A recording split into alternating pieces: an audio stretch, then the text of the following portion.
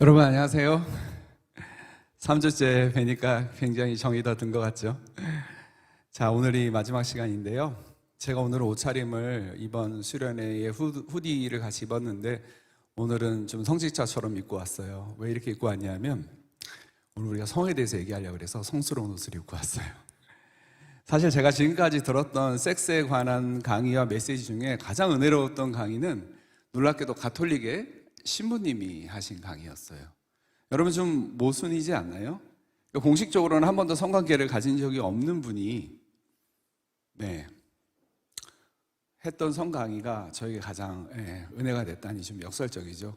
그래서 저도 오늘 신부님들이 입는 옷을, 정확히 말하면 이게 신부님들이 입는 옷이 아니고 스코틀랜드 장로교에서 먼저 입었던 옷을 나중에 신부님들이 채용을 해서 입게 된 거예요. 그래서 제가 이 복장으로 어딜 가면 누가 저한테 신부님이세요? 이렇게 물어보더라고요. 그래서 아닌데 목사인데요. 이러면 목사님이 왜 신부님 옷을 입어요? 뭐 이러면서 가톨릭 신자분들이 이렇게 따지듯이 묻는 분들이 있는데, 이거 원래 스코티시 장로교에서 먼저 입었던 것을 제2차 바티칸 공의회 때 1962년에서 5년 사이에 결의를 해서 받아들인 겁니다 라고 얘기하면 안 믿으시더라고, 제가 이렇게 얘기를 해도. 아무튼 저는 이렇게 지금 신부님 옷도 입고 온 데다가 저는 경험도 있어요. 이론과 실천이 다 겸비된 사람이죠. 결혼하고 올해가 24년째인데 제가 24년 동안 한 사람과 섹스를 하고 여러분과 오늘 그 얘기를 하려고 해요. 여러분, 오늘 원래 강의가 더럽고도 아름다운 섹스예요. 근데 섹스 이야기인데 목사님이 주보에다 그렇게 실으려니까 다른 성도님들도 보시고 해서 부담이 돼서 성우로 고쳤다고 저한테 양해를 구하더라고요. 근데 우리는 섹스라고 할 거예요. 우리가 섹스를 다루려고 하면서 섹스라는 말도 입에 못 올리면, 물론 목사님께서 그렇게 하신 건 전 10분 100분 이해를 하는데 저는 강의하는 내내 섹스라고 할 거예요. 물론 섹스라는 말을 입에 올리는 게 저한테도 약간은 민망해요. 여전히 저도 어쩔 수 없는 조선 사람이라서 여전히 민망한 게 있거든요. 하지만 용기 내서 얘기를 해보려고 그러고, 그래서 우리가 섹스라는 말을 입에 못 올리면 어떻게 섹스를 다루겠어요? 섹스가 무슨 볼드모트입니까? 그 이름 입에 올리면 큰일 나게, 그죠? 그래서 우리 머글들도, 마법사들도 다 같이 크게 섹스라고 한번 외쳐보도록 할까요? 네, 좀 생뚱맞은가요? 우리 한번 큰 소리로 섹스하고 외쳐가지고 당회장실에 들려서 담임 목사님 이 자리에 한번 올라오시도록 한번 해보도록 합시다. 네, 제가 여러분 웃기려고 이렇게 노력하는데 반응이 없어요. 하지만 저는 이미 적응이 됐습니다. 괜찮습니다. 어쨌거나 우리 섹스라고 한번 소리 내봅시다. 자, 소심해도 좋고 커도 좋으니까 목소리를 내서 섹스라고 한번 외쳐볼게요. 제가 먼저 선창하겠습니다. 섹스! 이렇게 반응이 없어 어떡해요? 아무리 반응이 없어도 그렇지. 자, 한 번만 더. 우리가 다루려고 하는 것을 우리가 입으로 올리는 게 되게 중요한 거예요. 여러분이 예수님을 믿으면서 예수님이라고 고백을 하지 않으면 고백할 때와 하지 않을 때 굉장히 크게 다르잖아요. 신앙이 있어도 우리 입으로 고백하여 의에 이르고라고 얘기하잖아요. 그래서 우리가 다시 한번 섹스에 대해서 외쳐보도록 하겠습니다. 섹스. 좋아요. 잘했어요. 이 정도만 해도 광성교회 친구들한테는 크게 한 거죠. 자, 제가 더럽고도 아름다운 성이라고 제목을 달아놨는데, 섹스는 하나님이 우리 인간에게 주신 매력적인 선물 중에 하나예요. 근데 그 중에서도 가장 여러 가지 선물이 있지만 살레음이 짙은 선물이에요. 그래서 민망하기도 하고 자칫 잘못하면 되게 안 좋게 느낌으로 다가오기도 하는 거예요. 근데 제가 분명히 말씀드리거니와 하나님께서 하늘에서 이 땅을 굽어보셨을 때 하나님께서 기뻐보시고 아름다워하는 장면들이 있을 거 아니에요. 그 중에 한 장면은 사랑하는 사람들이 온몸으로 섹스를 하고 사랑을 나누는 장면이라고 저는 생각을 합니다. 굳게 그렇게 믿어요. 그리고 성은 다시 한번 말하지만 거룩한 겁니다. 성이 너무나 오남용돼서 더럽게 우리가 느껴지잖아요. 예를 들어서 우리 집 애들하고 넷플릭스에서 무슨 드라마나 영화를 같이 본다고 칩시다. 그러면 남녀가 키스를 하는 장면이 나오죠. 그러면 우리 집 애들, 중학생이나 이런 애들 반응이 더러워 이런다고요. 그게 자기가 민망하니까, 엄마 아빠는 그런 장면을 보는 게 민망하니까, 혹은 성관계 장면까지 나오지 않지만 드라마나 영화에서 그런 걸 애들하고 볼 리는 없겠죠.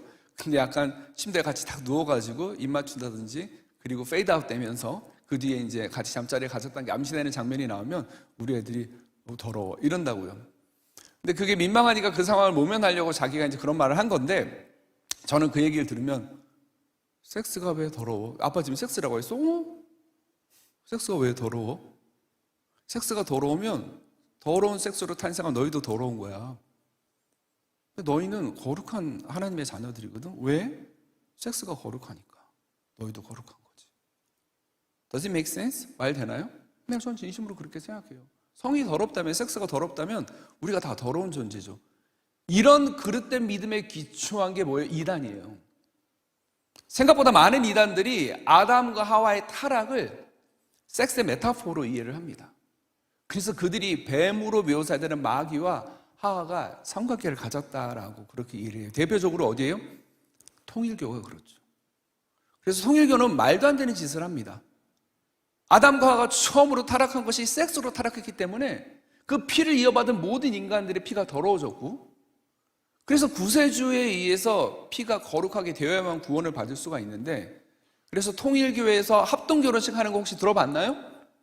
많은 사람들이 체육관 같은 데 모여서 몇백, 몇천 커플이 동시에 결혼식을 했죠. 예전에 통일교 교세가 대단했을 때. 근데 참 놀랍게도, 그리고 이건 정말 더럽게도 어떤 일이 있냐면, 신부가 결혼을 하고 신랑과 첫날 밤을 갖기 전에 누구와 잠자리를 갔습니까? 교주인 문선명과 잠자리를 가졌어요. 상상하기도 싫죠. 그리고 그것을 피가름이라는 말로 자신네들의 신학적으로 정당화를 시키는 거예요.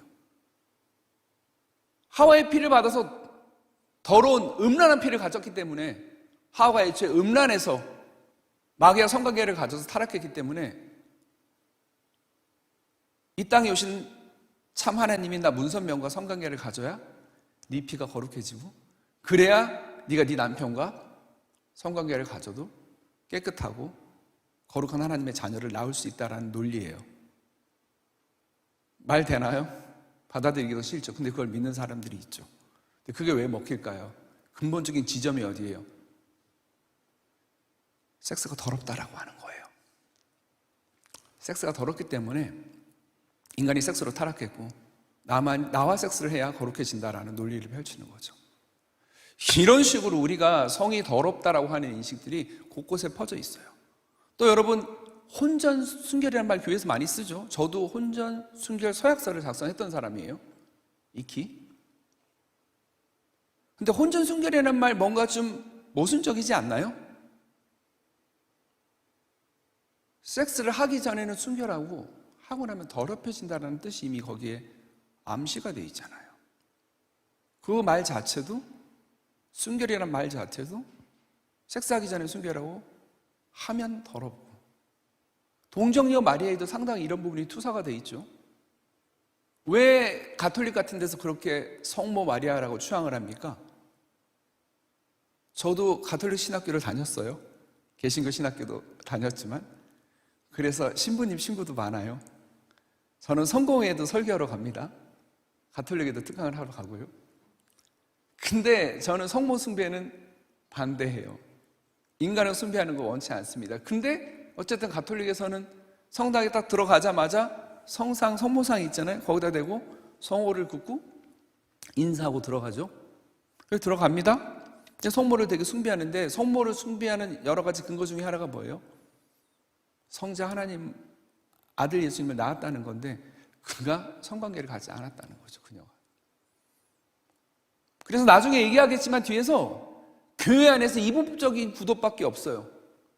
막달라 마리아 창녀, 더러운 여자와 성모 마리아, 거룩한 여자, 이 두 개 이분법적인 구도밖에 없어요.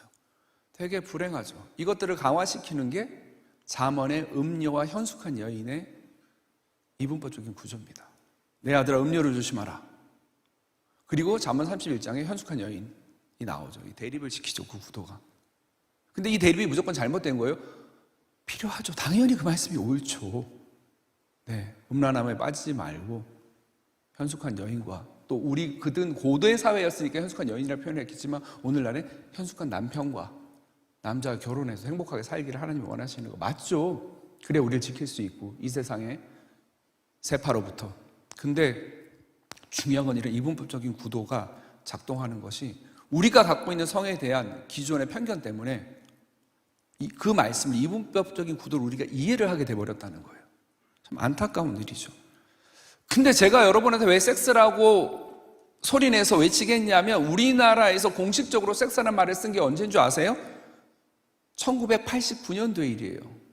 쌍팔년도 올림픽 끝나고 그 다음 해부터. 그 당시 미국에서 떠오르던 시니어 감독인 썬댄스로부터 시작해서 떠오르고 헐리우드에서 진출한 스티븐 소더버그라는 감독이 있거든요. 이 사람의 영화 Sex, Lies and Videotapes라는 영화가 있어요. 이 영화가 우리나라에 수입하면서 배급이 되면서 제목을 섹스, 거짓말, 비디오 테이프라는 이름으로 처음으로 배급을 했어요. 이 전까지는 섹스란 말을 공식적으로 쓸 수가 없었어요. 책 제목이든 영화 제목이든 신문 기사에도 쓸 수가 없었어요. 성교, 잠자리 이런 식으로 완곡하게 표현하는 말을 선호를 했지 섹스라는 말을 대놓고 쓸 수가 없었어요. 다 검열에 걸렸어요. 근데 그때부터 섹스란 말도 검열에서 통과를 시켜주기 시작을 한 거죠. 물론 민주화 영향도 있었을 것이고요. 근데 제가 여기서 드리고 싶은 말씀, 세상에서는 벌써 33년 전에 섹스란 말을 쓰기 시작했어요. 근데 교회는 아직도 섹스란 말을 입에 올리기 힘들어한다? 여러분, 우리 성 담론에 있어서도 교회가 앞장서 나갑시다. 앞장서 나간다는 게 성을 개방하고 자유롭게 하자는 뜻이 아니라는 걸 여러분 훨씬 더 잘 알 거예요. 우리 왜 맨날 뒤쳐져가지고 세상이 앞서 나가면 우리도 따라가고 세상이 앞서 나가면 따라가고 이럽니까? 그러지 말자고요. 우리가 훨씬 더 성에 대해서 진지하게 토론하면서 또 성에 대해서 오남용에 반대하면서 필요할 땐 정말 보수적으로 성을 보호하고 지키면서도 아름다운 성을 우리가 누립시다. 그러려면 성에 대해서 공론화시켜서 얘기할 수 있어야 돼요. 많은 교회에서 돈하고 성 얘기를 잘 안 합니다. 1980년대 리차드 포스터가 쓴 아주 고전적인 크리스찬 서적이 있어요. Money, Sex and Power라는 책입니다. 그게 우리나라에는 돈, 섹스, 권력이라는 제목으로 번역이 됐습니다. 이 세 가지 교회에서 얘기 잘 안 합니다, 여러분. 우리 굉장히 거룩한 얘기만 하죠? 섹스 얘기 안 합니다. 돈 얘기 안 합니다. 다 돈 벌잖아요, 여러분. 내일부터 월요일부터 다 가서 돈 벌 거 아니에요. 근데 마치 주일날 오면 돈 버는 거 아무 상관없는 사람처럼 살아갑니다. 그죠? 그리고 목사님들이 여러분 생각에, 여러분 설마 개신교인인데도 그럴지 모르겠지만 목사님들이 우리보다 더 거룩하다고 생각하는 이유는 돈 버는 일을 하기보다는 영혼을 살리는 일을 하기 때문에 더 거룩한 일을 한다고 그렇게 생각을 합니다. 근데 제가 명토 박아서 분명히 말씀드리건데 돈 버는 일 굉장히 거룩한 일입니다. 제가 지금 이 얘기를 하려고 하는 게 아니에요. 왜냐하면 시간이 없으니까 우리 주제가 아니니까 얘기를 하지 않을 거예요. 근데 돈 버는 일 거룩한 일입니다. 그러니까 여러분 내일부터 가셔서 나 거룩한 일 합니다 하고 돈 버세요. 진심으로 그래요. 세상에서 버는 돈은 더러운 돈이고 11조 내는 돈은 구별돼서 드리니까 깨끗한 돈이다. 이렇게 생각하시면 안 돼요. 이런 이분법의 가치는 우리의 신앙이 진정으로 달라지지 못합니다. 하나님이 이 세상에서 인치 바이 인치 1인치라도 이 영역은 내가 관심이 없어. 이 영역의 삶은 난 무관심해. 난 받아들이지 않을 거야 하는 영역이 없어요. 우리 삶의 모든 영역에 하나님은 관심이 있으시고 그 모든 영역에 하나님 나라를 건설하고 확장하기를 원하십니다. 그게 돈 버는 일이든 섹스하는 일이든 머니, 섹스 앤 파워, 권력에 관한 일이든 말이죠. 권력이라는 것도 지금 한참 대선 시기라서 그 권력만 얘기하는 게 아니에요, 여러분. 미시 권력이라는 얘기 들어보셨죠? 미시 정착이라는 얘기 들어보셨죠? 인간이 2명이라도 모이면 권력 관계가 발생을 합니다. 그렇죠? 권력 관계가 발생을 해요. 저도 교회를 개척해갖고 10년째 목회를 하고 있지만 자비랑 목회자로. 자비랑 목회자이기 때문에 끝발이 별로 없어요. 제 권위 별로 거의 없어요, 교회에서. 기존 교회랑 많이 달라요. 기존 교회 설교하러 가거나 이러면 접대를 해주잖아요. 목사님이라고 가면. 제가 황송할 정도예요. 부담스러울 정도로. 우리 교회에서는 저 별로 존재감도 없어요. 그냥 성도 중에 한 명이에요, 저도. 근데 아무리 그렇다고 해도 제가 이 교회를 개척을 했고 제가 설립을 했고 제가 중심으로 끌어가기 때문에 제가 권력이 있습니다. 성도 함께 얘기하면 우리는 동등한국에서 만인제사장제를 믿습니다 라고 같이 우리가 고백을 하지만 우리 교회에서 그래도 그 안을 더 들여다보면 제가 더 발언권이 있고 제가 더 권위가 있어요. 그건 부정할 수 없죠. 권력이 작동을 하는 겁니다. 권력이 다 나쁜 건 아니죠. 선하게 사용을 한다면 굉장히 귀한 거죠. 권력이 필요 없다면 우리가 대통령 뽑지 않겠죠. 근데 뽑잖아요. 많은 문제가 있음에도 마치 필요악처럼 일종의 necessary evil이지만 어쨌든 권력이라는 것도 우리가 살아가는 데 필요하니까. 그리고 하나님도 권력이 있잖아요. 그리고 우리가 그 권력에 억지로 우리 무릎 꿇려서 권력을 인정하는 게 아니라 자발적으로 우리가 무릎을 꿇고 주님께 모든 권력을 우리가 돌려드리는 거죠.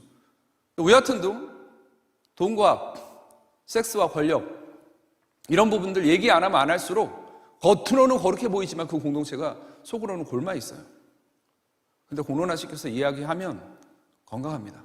저런 얘기를 이 교회는 거룩하지 못하게, 은혜롭지 않게 하지만 속살을 들여다보면 훨씬 건강하죠. 그래서 저는 우리 거룩한빛 광성교회 청년들이 그런 얘기를 할 수 있었으면 좋겠어요.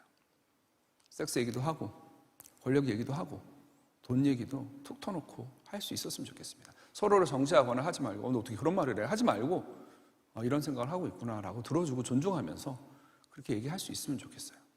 여러분 그 셀 모임 하면서 토론 질문 드렸는데 목사님이 이제 저 만나서 오늘 이렇게 픽업을 해갖고 전철 여기서 얘기하면서 4번 질문이 좀 얘기하기 부담스러워하는 우리 리더들도 있었다 그랬는데 부담스러우면 얘기하지 마세요. 근데 중요한 건 그 얘기를 하고 부끄러워하면서 이 얘기는 얘기할 좀 민망하죠. 저부터가 그런데 저는 그게 의미 있다고 생각해요. 얘기를 못해도 괜찮습니다. 어떻게 모든 질문마다 다 흔쾌히 얘기할 수 있겠어요? 그죠? 여러분한테 입맛에 딱 맞는 제가 질문을 던져준 게 아니에요. 때로는 도전적이고 때로는 불편한 질문도 던지는 겁니다. 그게 목회자가 해야 할 일이에요. 항상 내 귀에 음악처럼 들리는, 그죠? So sounds music to my ears. 내 귀에 음악처럼 들리는 그런 좋은 소리만 하려고 하는 게 아니잖아요.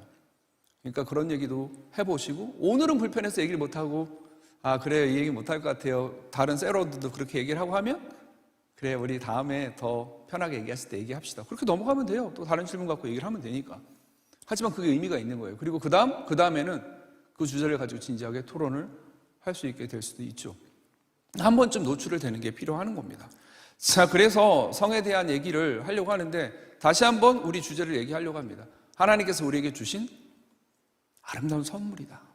그리고 섹스하는 사람의 모습을 하나님께서 굉장히 아름답게 흐뭇하게 바라보고 계신다.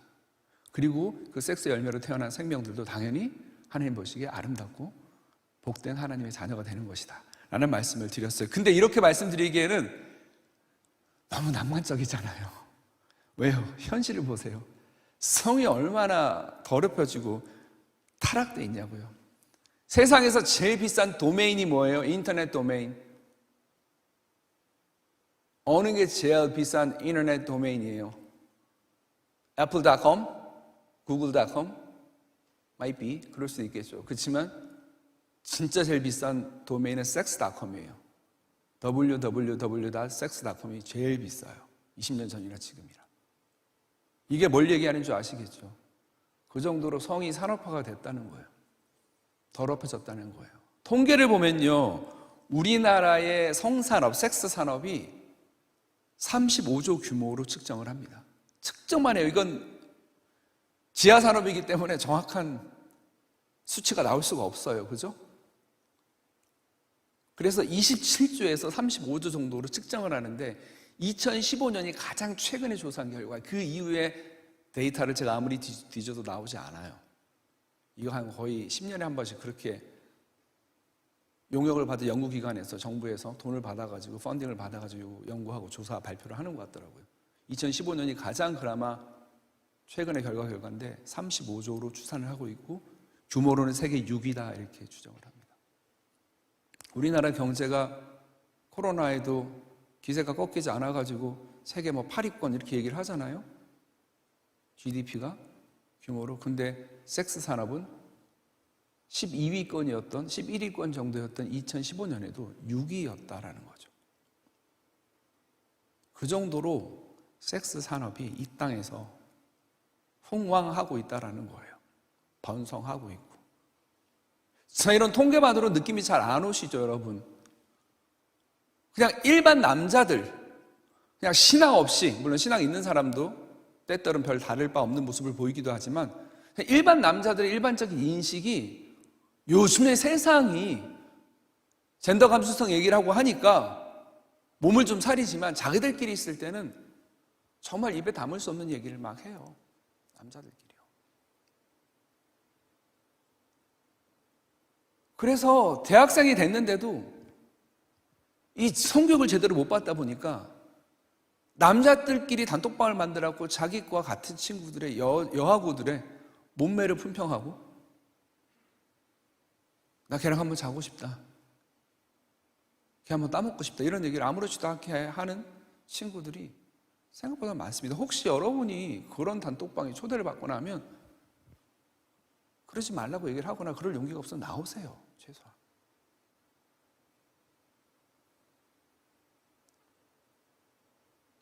좀 더 나이 든 나 같은 사람들은 어떤 줄 아세요? 회사에서 근무를 하다 점심을 먹고 몸이 너무 나른하고 근무 의욕도 안 생기면 점심시간을 이용해서 키스방이나 대딸방 같은 데 가서, 대딸방이 대신 딸다리를 쳐주는 방이라는 뜻이에요. 그리고 요즘에 귀를 후벼주는 방도 있어요. 근데 여러분, 세상에 귀 후벼주고 막 8만 원씩을 받겠습니까? 당연히 아니죠. 뭐 해주는 곳이에요? 유사 성관계를 하는 곳이에요. 근데 법적으로 처벌을 못 해요.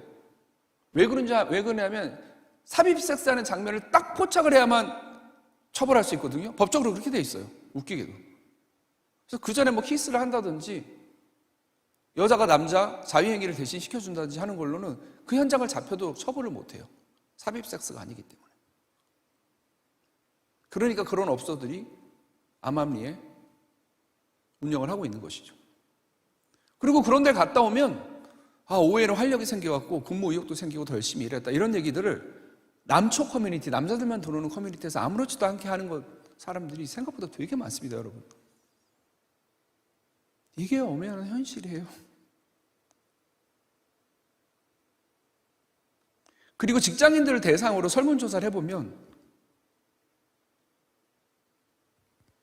배우자 외에 다른 여자와 돈을 주고 사서 성관계를 가져본 적이 있냐, 성매매를 한 적이 있냐라는 질문에 70%에 가까운 사람들이 예라고 얘기합니다.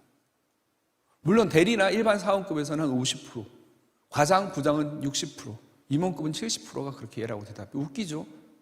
많이 배우고 있는 사람들이면 그런지는 안 할 것 같은데 그렇지가 않아요. 직위가 높아지고 연봉이 높을수록 대답하는 퍼센티지가 올라간다는 게 좀 슬프죠. 그래서 아무리 적게 잡아도 50에서 70% 대답 안 하는 사람도 많겠죠. 아무리 익명으로 하지만 민망해서 안 했음, 경험 없음, 이런 사람들까지 합하면 훨씬 더 많은 사람들이, 남자들이 성구매 경험이 있는 거예요. 그러니까 이런 현실에서 성이 아름답다, 거룩하다 라고 얘기하는 게 얼마나 순진하고 나이브한 얘기입니까? 저도 잘 압니다. 근데 그럼에도 여러분 얘기를 해야 되겠어요. 왜? 세상이 아무리 하나님이 주신 선물을 더럽히고 짓밟고 오남용해서 망가뜨려 놨다고 하더라도, 그러니까 우리도 같이 편성해서 아이고 성은 더러워, 가까이 할 게 못돼, 언급도 하지만 이게 과연 옳은 그리스도인의 태도일까요? 아니죠. 그럴수록 우리는 소리 높여 외쳐야 합니다. 성은 아름다운 거다, 거룩한 거다. 섹스하면서 느끼는 그 쾌감은 찬양하면서 느끼는 감동만큼 하나님 보시기 기쁘게 받으시는 거다 라고 우리가 알고 그렇게 이야기를 할 수 있어야 합니다. 근데 제가 또 이렇게만 얘기하기에는 교회 형편도 다르지가 않거든요. 여러분, 제가 강북구 수유리에서 한 8, 9년을 살다가 지금은 쌍문동에 살고 있는데, 쌍문동이 어떻게 하다 보니까 오징어 게임 때문에 떴어요. 원래 응팔 때문에도 떴지만. 근데 웃기잖아요. 오징어 게임을 보면 그냥 우리 이렇게 만난 것도 인연인데 통성명이나 합시다 이러면 나 누구요? 나 누구요? 이러는데 꼭 이정재만 나 쌍문동 사는 성균입니다 하고 쌍문동 꼭 밝혀요. 왜 밝힐까? 감독이 어릴 때 쌍문동 살아도 굉장히 애착이 있다고 하던데 그래서 그런 걸까? 그래봤자 쌍문동 사는 사람들은 쌍문동 집값 올라가는데 하나도 도움이 안 된다라고 얘기하죠. 그놈의 집값이 뭔지 도대체. 아무튼 교회에 있는 형제들은 다를 거라고 생각하면 또 안 돼요. 왜냐하면 제가 수유리 사는데, 아까도 말씀드렸지만 살았는데 몇 년 전까지 쌍문동이나 수유리나 다 그 동네죠. 거기에 한국에서 내노라는 유명한 신학대학원이 있어요. 어디라고 언급을 안 할게요. 거기 신대원에 다니던 전도사님이 수유역 앞에 있는 오피거리라고 하죠. 오피스텔에서 오피스텔을 월세를 주고 대여를 해가지고 포주들이 일하는 여성들을, 직업 여성들을 방마다 넣어놓고 손님들을 아주 개인적으로 전화 연락으로 은밀하게 받아가지고 경찰한테 안 잡히게 돈을 받고 몇 번 방으로 가세요, 몇 시까지 연결해주는 그곳에 전도사님이 간 거예요. 신대원생이. 근데 그래갖고 거기서 돈을 주고 성매매를 하고 돈을 주기 싫어서 뭘 했냐면 이거 다 불법이지, 난 니네 경찰한테 신고가 될 거야, 돈 안 줘, 이러고 가버린 거예요. 근데 이 성매매 업주 사장이 얼마나 열이 받았냐면 자기가 이걸 신고를 하면 자기도 처벌을 받잖아요, 불법이니까. 근데 자기 처벌받을까 감내하고 경찰서 가갖고 어떤 놈이 성매매하고 돈 안 대고 튀었다고. 나 그럼 신고할 거라고. 자기도 벌금 내고 처벌받을 거 알면서 열받아서 신고를 해버린 거예요. 그래서 그 신대원생 전도사님이 잡혔어요. 그래서 언론에 나왔습니다. 학교에서는 퇴학을 당했는데, 여러분 이게 100명 중에 1명, 1000명 중에 1명 어쩌다 있는 일이라고 생각하세요? 저는 그렇게 생각하지 않아요. 그렇게 생각하지 않습니다. 교회 다니는 사람들도 성매매 업소를 포함해서 돈 주고 여자 옆에 끼고 술 마시는 룸사롱이나 단란주점이나 아가씨 불러주는 노래방 가는 사람 생각보다 많습니다. 그리스도인들이 어떻게 그런 데를 가냐? 라고 말할지 모르겠지만 남자들이 많은 컴퓨터 앞에 혼자 앉아있는 많은 시간에 포르노를 봅니다. 흔히 말하는 야동이죠. 저는 야동이라는 말 안 썼으면 좋겠어요. 포르노라는 말의 무거움을 완화시켜주거든요. 가볍게 남자가 야동 볼 수도 있지, 이런 식으로. 야동 볼 수 있지? 볼 수 있죠. 볼 수 있는데 그거 굉장히 문제 있는 거예요. 왜 야동이 문제인지 이따가 좀 자세히 얘기하겠지만, 제가 실제 상담한 형제 얘기 들어보세요. 집에서 자꾸 인터넷으로 야동을 보니까 인터넷을 끊었어요. 세상에나, 여러분 인터넷 끊으면 컴퓨터 할 게 뭐 있어요? 끊었어요. 그 실천 결단력으로도 대단한 거죠. 근데 나중에 핸드폰으로 보는 거예요. 자꾸 자기가 핸드폰으로 음란 사이트 돌아다니면서 보고 있으니까 나중에 핸드폰도 피처폰으로 바꿨어요. 세상에나, 고3도 아닌데 여러분 피처폰 쓰면 얼마나 힘들겠어요. 교회에서 카톡으로 단톡방에 연락 오는 것도 못 받지 않아요. 그래갖고 같은 세런이 공지 올라올 때마다 걔한테 복사해가지고 문자로 보내주는 거예요. 이 새끼야 귀찮아, 너 빨리 스마트폰 사, 짜증나 죽겠네, 진짜 귀찮아 죽겠네. 왜 쎄? 근데 그 친구한테조차도 솔직히 말은 못하고 부끄러워서 나 스마트폰 중독인 것 같아, 사실은 포르노 중독, 그냥 피처폰으로 바꿀게, 일하는 데 집중하고 그러려고. 그러니까 다들 와, 대단한 선생인데, 멋지다, 훌륭한데. 요즘에 이제 3월부터 사순절 시작되잖아요. 야, 뭐 미디어 금식 이런 얘기도 나오는데 훌륭하다. 사실 속에서는 미치고 팔짝 뛰는 거죠. 그래서 그 형제가 저한테 인터넷상에서 음란 사이트를 돌아다니면서 내가 지금 뭘 하고 있냐라는 생각에 끊어보려고 애를 쓰지만 시간이 가면 또 클릭하게 됩니다. 목사님, 제가 깊은 늪에 빠진 것 같습니다, 라고 고개를 숙였어요. 그 친구가 한 얘기 그대로 제가 익명으로 여러분한테 알려드리고 있는 거예요. 자매들은 어떨까요? 성적 욕구야 남녀가 일반이니까 비율이나 숫자는 남자들이 아무래도 더 성적으로 뭔가 더 발을 더 많이 디디고 남자들에 비해서 좀 더 빈도와 노출수는 좀 다르겠지만, 제가 실제로 상담한 자매들 사례들, 원나잇 스탠드를 즐기는 자매도 있고 사귄 지 얼마 안 돼서 잠자리를 가지고 섹스에 몰두하는 자매도 있었고요. 부모님이 해외여행을 떠난 사이에 남자 셋 여자 셋을 불러서 섹스 파티를 즐기는 자매도 있었고요. 사랑한다면서 왜 잠자리를 안 갖는 거야? 라고 하면서 집요하게 물고 늘어진 남친의 요구에 어쩔 수 없이 모텔로 향했는데, 헤어진 뒤에야 그 자식이 나를 사랑해서 그런 게 아니라 자고 싶어서 나랑 사귀었구나 라는 걸 알고 자기 몸이 더럽혀진 느낌 때문에 죄책감에서 시달리는 자매 등등, 여성들의 사례도 다 밝지는 않아요. 실제로 제가 다 들었던 사례입니다. 목회자는 어때요? 목회자도 당회장실에서 포르노 사이트 다니다가 서핑하다가 걸려가지고 개망신당한 목회자 얘기는 새삼스러울 게 없죠. 목회자들이 좀 안 됐어요. 여러분 생각해 보세요. 만약에 이 청년부를 내가 맡아서 사역한다고 칩시다. 그러면 미안해, 앞에 있는 게 앉아있지, 죄라도 형제님이 나한테 목사님 상담할 일이 있습니다. 뭔데요? 저 포르노 중독인 것 같아요. 얘기할 수 있죠? 근데 내가 형제님한테 누구 형제, 나 형제한테 하고 싶은 얘기가 있는데 둘만. 나 포르노 중독인 것 같아. 얘기 못 하겠죠. 목사라는 위치 때문에. 불쌍해. 어디 가서 얘기할 데가 없어요. 어디 가서 얘기할 데가 없다고. 그나마 얘기할 수 있는 데는 어딘지 아세요? 신대원 다닐 때 기숙사 같은 방 썼거나 신대원에서 굉장히 친하게 지냈던 동기 목회자들한테는 얘기할 수 있어요. 그런 동기 목회자들이 있으면, 아, 저놈한테 얘기하면 나 쓰레기를 안 봐주고 이해해 주겠지 라고 믿는 친구가 있으면 얘기할 수 있어요. 근데 그런 사람조차도 없으면 얘기할 데가 아무도 없는 거예요. 늪에서 못 벗어나요. 사람이 발설을 해야 치유가 발생하고 시작하고 벗어나기 시작하거든요. 자기 슬픔과 아픔이 있어도 그걸 언어화 시켜야 돼요. 그래서 맥베스에서 제가 제일 좋아하는 대사가 Give sorrow words예요. 슬픔에게 말을 주어라. 네가 지금 느끼고 있는 슬픔에게 말을 주라고. 말로 표현하라는 거죠. 내 안에 있는 슬픔을 말로 표현하면 Give sorrow words. 표현하면 치유가 시작돼요. 근데 말할 사람이 없거든요. 그래서 공동체의 힘을 믿고 여러분 조금씩 얘기해 보세요. 힘든 부분이 있다. 왜 제가 이 얘기를 해요? 여기서도 똑같아요. 무슨 거룩한 빛 광성교회라서 이름이 거룩한 빛이니까 다들 여러분 뭐 성적으로 문제 없다고 생각하지 않거든요. 일선에 있는 목회자들하고 얘기하면 사귄 지 한 1년, 2년 지나면 성관계를 가졌을 거라고 대부분 예상을 하고 짐작을 하고 있대요. 제가 그걸 한 분한테 듣고 진짜 그런가 해서 다른 분들한테도 확인을 해봤는데 다 그렇게 얘기를 하더라고요.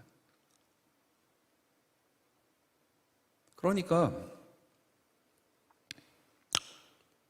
이렇게 자기 안에 있는 어두움을 얘기를 못할 때 전병국 같은 사람이 나오는 거예요. 그 사람 회개하지 않았기 때문에 목사라고 부르지 않을 거예요. 그리고 뻔뻔하게 홍대에다 다시 교회 세워가지고 운영하고 있는 거 보면 저 목회한다고 말 안 해서 운영한다고 그랬어요. 많이 부끄럽죠. 현실이 이렇다 보니까 교회에서 성을 계속 정죄를 해요. 고대 중세시대 때 한 수도사가, 여러분 수도사가 밖에 나갑니까? 특히 봉쇄 수도원들. 그죠? 수도원 안에 갇혀서 평생 나가지도 않아요. 근데 왜 성욕이 들까요? 하나님 앞에서 하나님 어째 저에게 이렇게 지긋지긋한 악마의 놀이개를 달아놓으셨습니까? 라고 절규하면서 자기의 성기를 스스로 거세한 사람의 일화가 교회사에 적혀 있습니다. 야사도 아니고 정사예요. 얼마나 괴로웠으면 그렇겠어요. 끊임없이 끓어오르는 성욕 때문에 견딜 수가 없으니까. 한때 그 절규에 공감했던 사람으로서 저 그 심정 이해합니다.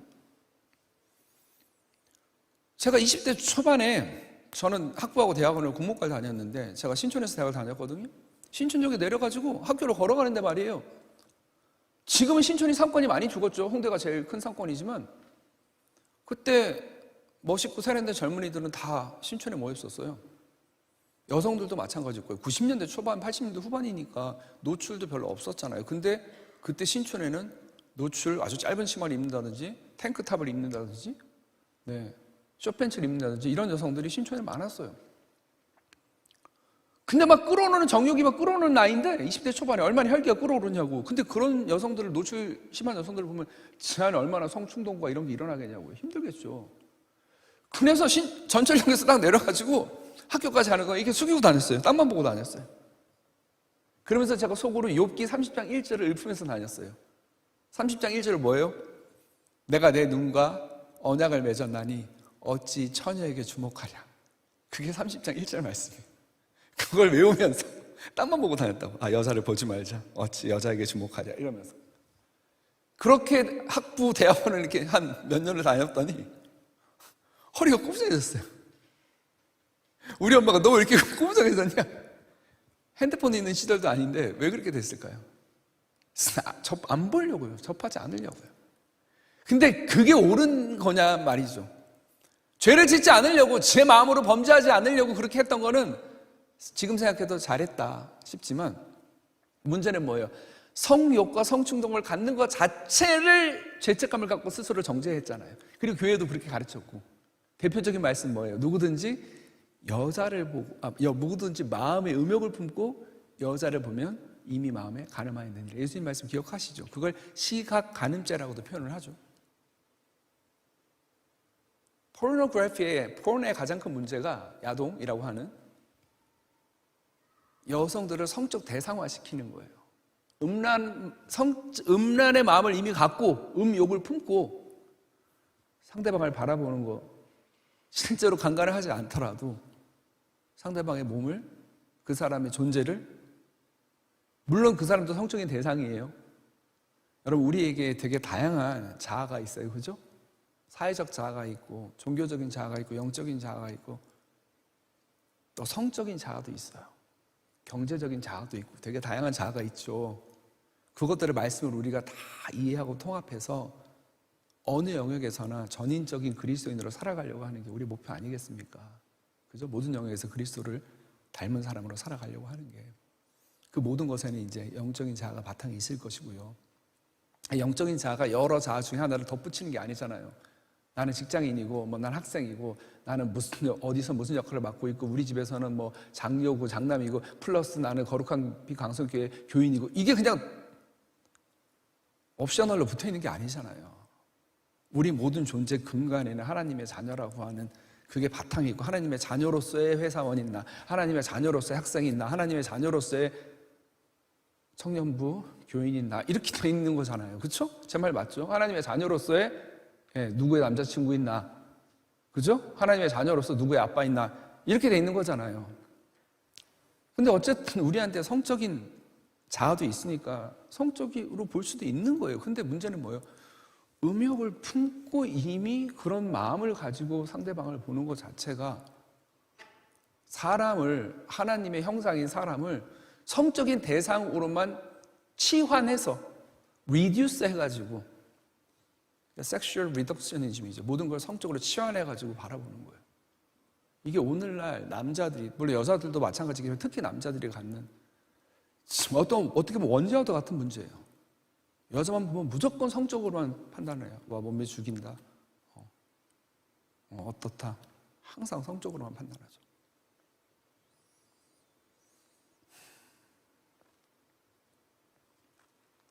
그래서 우리 얘기로 돌아와서 제가 여러분께 드리고 싶은 말씀, 성충동과 성욕은 죄가 아니다라는 말씀을 드리고 싶어요. 성충동을 갖고 내가 핸드폰을 하다가 갑자기, 남자 입장에서 얘기할게요. 제가 이성애자고 남자고 하니까 성에 대한 오늘 얘기를 아무래도 남성 입장에서 할 수밖에 없어요. 제가 여성으로 성을 경험해 본 적이 없으니까. 그렇죠? 그 부분은 양해해서 들으셔야 돼요. 그리고 저는 오늘 성에 대해서 물론 에이섹시스트도 있고 에이로맨티스트들도 있어요. 그러니까 무성애자, 그죠? 그리고 비로맨티스트들도 있어요. 어떤 남녀 간에 혹은 뭐 이런 막 로맨스한 감정을 느끼지도 않고 설렘을 덜 느끼는 사람이 있어요. 덜 느끼거나 거의 느끼지 않거나. 그 문제 있는 거 아니에요. 그것도 우리 삶의 여러 모습이고, 에이섹시스트를 무성애자라고 보통 번역을 하는데, 성적인 욕망이 별로 없어서 별로 욕구 없을 수도 있어. 나 뭐 문제 있나? 아니요, 괜찮아요. 그것도 하나님 만드신 여러 모습 중에 하나니까. 근데 기본적으로 우리에게 성욕이 있다라고 할 때, 그러면 성욕이 있으면 당연히 성충동이 들겠죠. 그냥 딴 사람 얘기 안 할게요. 저도 그냥 핸드폰 할 때 있잖아요. 핸드폰 하다가 굉장히 노출이 심한 이미지를 딱 보게 됐어요. 여성의 이미지를.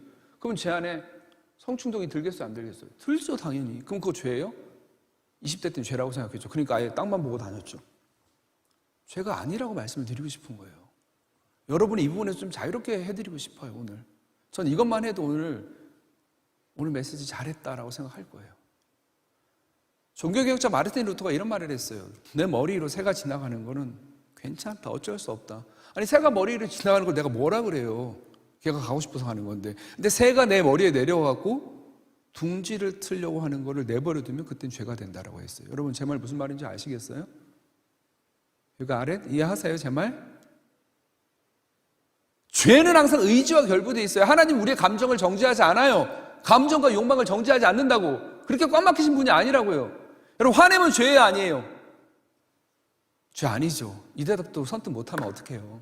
죄 아니라고요. 나 화내면 다 죄 짓는 줄 알았어요. 내가 다혈질이거든요. 애정도 되게 많고 감성도 되게 풍부해요. 불쌍한 사람 보면 그냥 두질 못해요. 꽃 피고 좋은 거 보면 막 어쩔 줄 몰라요. 애처럼 좋아요. 근데 또 불의한 걸 보면 또 화가 나죠. 나 화를 내잖아요. 나 죄 짓는 줄 알았어요.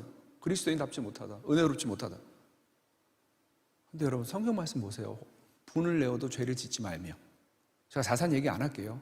주석할 시간 없으니까. 분을 내어도 죄를 짓지 말며. 화를 내는 것과 죄를 짓는 게 별개예요, 여러분. 화낼 수 있어요. 누군가 나를 화내게 하는 상황이 되면 화낼 수 있죠. 누가 나한테 어깨빵 팍 하고 지나가면서 미안하지도 않고 뭘 꼬라봐 하고서 누가 지나가면 놓쳐봐요. 나한테. 내가 전철 타러 가는데. 화 나겠어요, 안 나겠어요? 나죠. 그런 걸 하나님이 정지한다고요? 하나님 무슨 피도 눈물도 없는, 감정도 없는, 자연스럽게 드는 감정을 정지하는 분이 아니에요. 감정은 하나님께서 주신 거니까. 누가 순간 미워? 죄 아니에요. 그럼 내 경험에 의하면 우리 집에 이렇게 찌질해. 돈도 없고 내 처지가 불쌍해. 죄 아니에요, 여러분. 그럼 감정 갖는 거 죄 아니라고요. 새가 머리 위로 지나가는 걸 내가 어떻게 하냐고요. 누구에게 시기심이 들어, 질투심도 죄 아닙니다. 근데 그런 마음이 분노든 미움이든 시기심이든 성욕이든 지나가요. 죄 아니에요. 근데 걔가 내 머리 위에 내려가고 둥지를 틀어요? 교미도 해요? 알도 나요? 여기서 막 생육하고 번성하게 땅에 충만하라 창세기의 말씀을 충실하게 지켜요? 그러면 죄가 된다니까요. 그걸 내버려 두면 내가 저리가 하고 털어낼 수 있잖아요. 근데 내가 내버려 두는 거죠. 내가 의지적으로 허락을 한 거잖아요. 내 의지가 개입이 됐어요, 안 됐어요? 됐죠. 내 선택이 개입이 됐어요, 안 됐어요? 됐죠. 그럼 죄가 되는 거예요. 성욕과 미움과 분노와 시기와 질투심이 지나가는 거 괜찮아요. 근데 걔가 나한테 와서 둥지를 틀고 나를 지배하려고 그래. 내 머리 위에서. 그러면 어떻게 하면 돼요? 저리가 해야 되는데 안 해요. 왜? 그걸 원하니까. 내가 계속 걔를 미워했으면 좋겠어.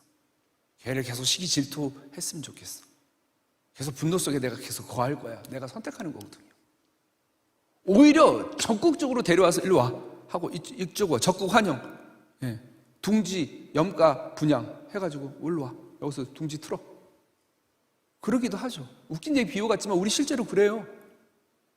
그렇다고요. 그래서 내가 오늘 굉장히 불쾌한 일을 당했어. 화가 나요. 죄 아니에요. 그리고 기도하죠. 분노에 휩싸이지 않게 해달라고. 근데 그 다음날 되니까 또 화가 나. 죄 아니에요. 또 머리 위로 새가 지나간 거예요. 근데 문제는 일주일 후에도 또 잊어버렸는데 또 화가 나죠. 그러면 죄 아니에요. 원래 감정은 우리의 선택과는 말을 잘 안 듣는 망나니 같으니까 괜찮다고요. 근데 문제는 뭐예요? 내가 계속 분노 가운데 거해 있어요. 계속 미움 가운데 거해 있어요. 내가 계속 성욕 가운데 머물러 있어요. 일주일 내내, 한 달 내내. 그러면 어떻게 돼요? 죄가 되는 거예요. 내가 선택한 거거든요. 둥지를 틀도록 허락한 거라서요.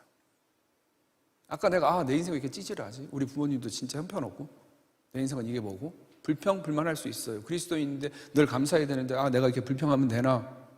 순간 불평 들 수 있어요. 이렇게 사는 게 힘들지 짜증나게 할 수 있어요. 근데 한 달이 지나도 두 달이 지나도 내가 계속 그러고 있잖아요. 죄일 가능성이 높아요. 둥지를 틀게 한 거거든요. 그래서 그걸 좀 구분을 해주셨으면 좋겠어요. 그래서 제가 드리고 싶은 얘기가 몇몇 분들에게 도발적으로 들릴 수도 있는데 예수님도 성욕이 있었겠어요, 없었겠어요? 있었죠. 성충동이 들었겠어요, 안 들었겠어요? 들었겠죠. 온전한 인간이었으니까. 그래서 히브리서 기자는 이렇게 표현해요. 우리와 같이 모든 일에 시험은 겪으셨으되 죄는 없으시니라. 모든 일에 시험을 겪었는데 거기에 성적인 시험과 그 욕망만 없었다고 딱 빼내는 게 이게 건강한 성경 해석이에요? 아니면 우리 인간들이 성에 대한 불편한 자의식을 성경 해석에 반영을 한 거겠어요? 당연히 후자죠. 설마 하나님이 무슨 성욕이 있었겠어? 라고 생각을 하는 거죠. 성욕이 있었죠. 온전한 남자고 인간인데 왜 없었겠어요? 당연히 있었죠. 그렇지만 성욕에 지배를 당하지 않았죠. 죄가 없으신 거예요. 그렇게 히브리서를 이해해야 맞는 거예요. 건강한 거예요. 두 번째 근거를 말씀드리면 우리가 오늘 아가서 말씀 읽었잖아요. 우리가 아가서 전체를 내가 강의하거나 할 시간은 없어요. 여러분 아가서 읽어보셨어요? 제대로? 뭐 나와요? 남녀가 섹스하는 장면이에요. 머리부터 발끝까지 쫙 내려가면서 신체 부위 하나하나를 다 참여하고 노래해요. 그리고 발끝으로 내려왔다 다시 위로 올라가면서 노래하고 찬양해요. 한 번은 꾸미거나 가꾸거나 화장하지 않은 모습 그대로, 한 번은 꾸미고 가끔 가꾸고 향수를 뿌리고 한 모습을 막 찬양해요. 꾸미지 않은 모습도 이쁘다, 이쁘다. 꾸민 모습도 아름답다, 아름답다. 서로 찬미해 주는 게, 그게 사랑하는 정인과 연인이 가져야 할 모습이죠. 이쁘게 꾸미고 나도 Wow, you're amazing today. 오늘 이렇게 얘기할 수도 있고, 꾸미지 않은 날도 You're still beautiful 얘기해 줄 수 있고, 그렇죠? 맞는 거죠.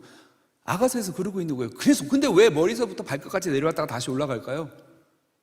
하나하나 만지면서 사랑하고 애모하고 있어요. 그리고 많은 성서학자들이 어떻게 이해하는 줄 아세요? 아가서에는 그 사랑해주고 애모하는 과정 중에 오럴 섹스가 포함되어 있다고 얘기해요. 내 얘기 아니에요. 성서신학자들 얘기해요. 제가 캐나다 신학교에서 공부할 때 미국을 1년에 한 3번 정도씩 갔는데, 여름에 매년 가는데, 특히 미주 코스타 강의를 하러 가는데, 그 중에 성담당 강의하시는 박수웅 장로님이라고 계세요. 훌륭하신 분이죠.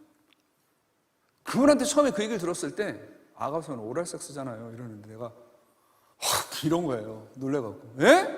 그래서 그분 강의를 들으러 갔다고, 내가 제 강의랑 겹치지 않아서. 근데 너무 설득력이 있는 거예요. 그래서 그 뒤로 제가 토론토로 돌아가고 학교에 가가지고 주석이랑 주석은 다 찾아봤어요. 아가서 주석을. 정말 많은 신학자들이 그렇게 얘기하고 있더라고요. 뭐 진보적인 신학자들만 아니요, 복음주의적이고 보수적인 신학자들도 마찬가지. 그러니까 생각해 보세요.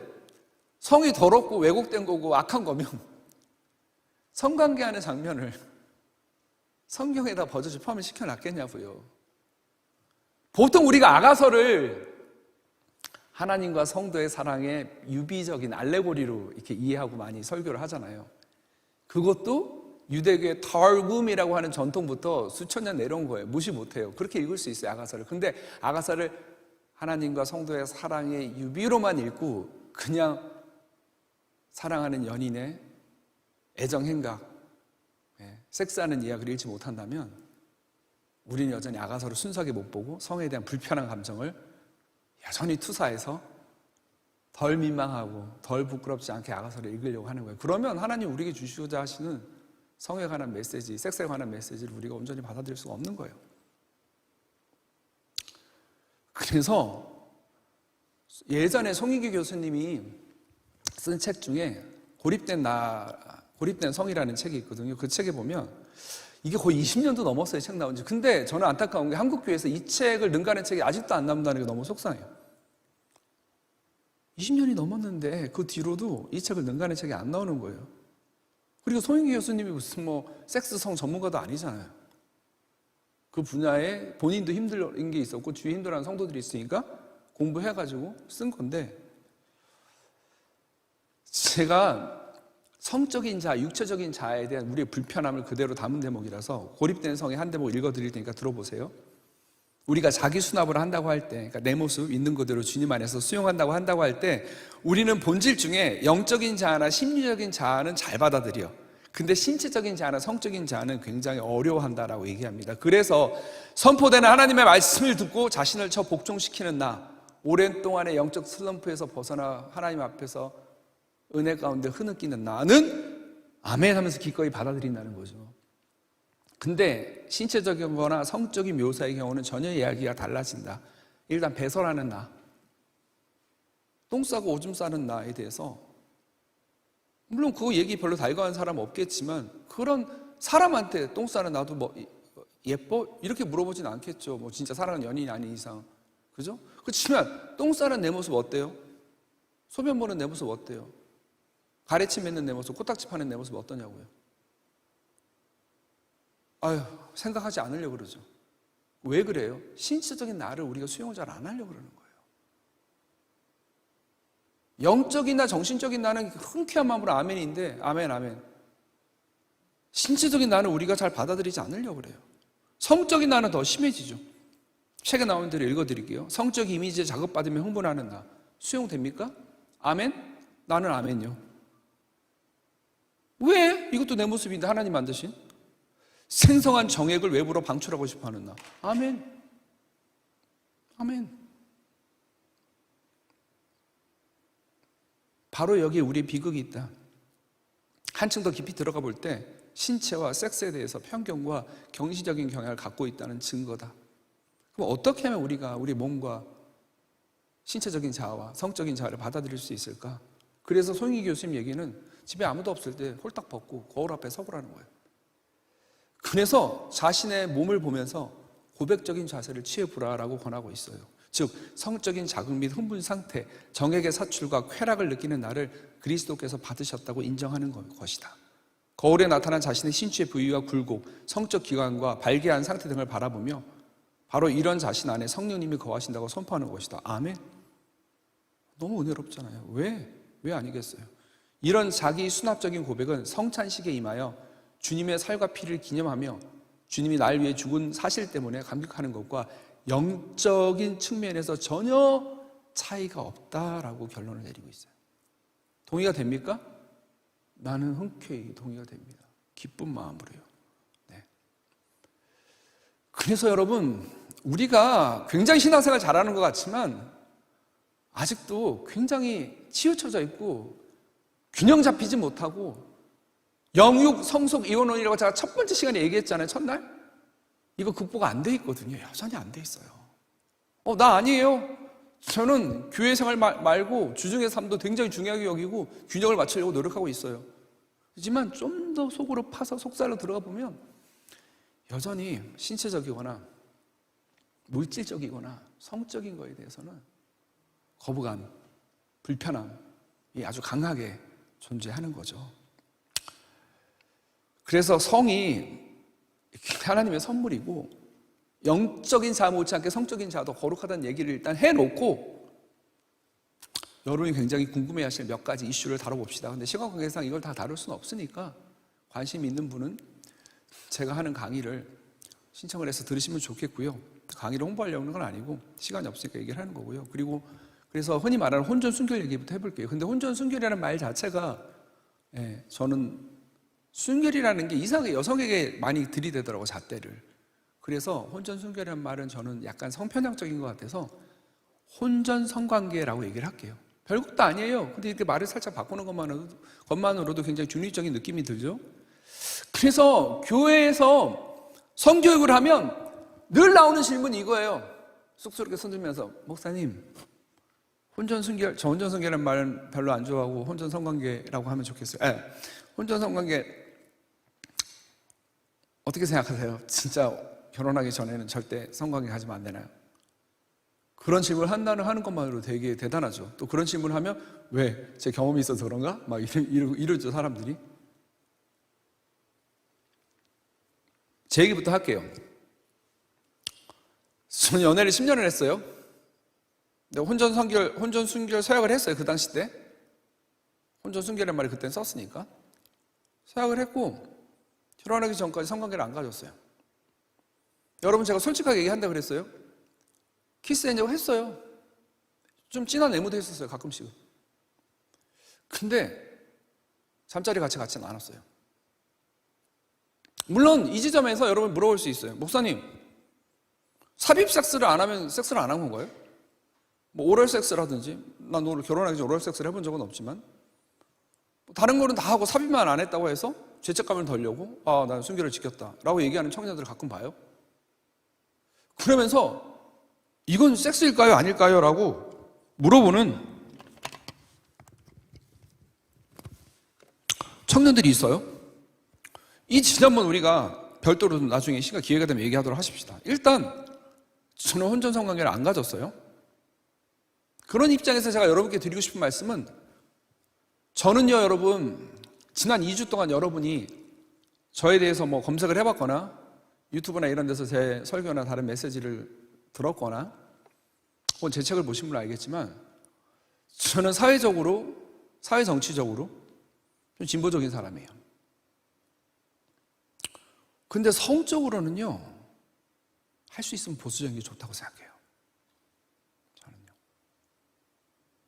좀 더 정확히 말하면 신앙 고백은 보수적으로, 복음주의적으로 하고요, 실천은 진보적으로 하는 사람인데 성적인 부분은 섹스와 관련된 거는 보수적일수록 좋다고 생각해요.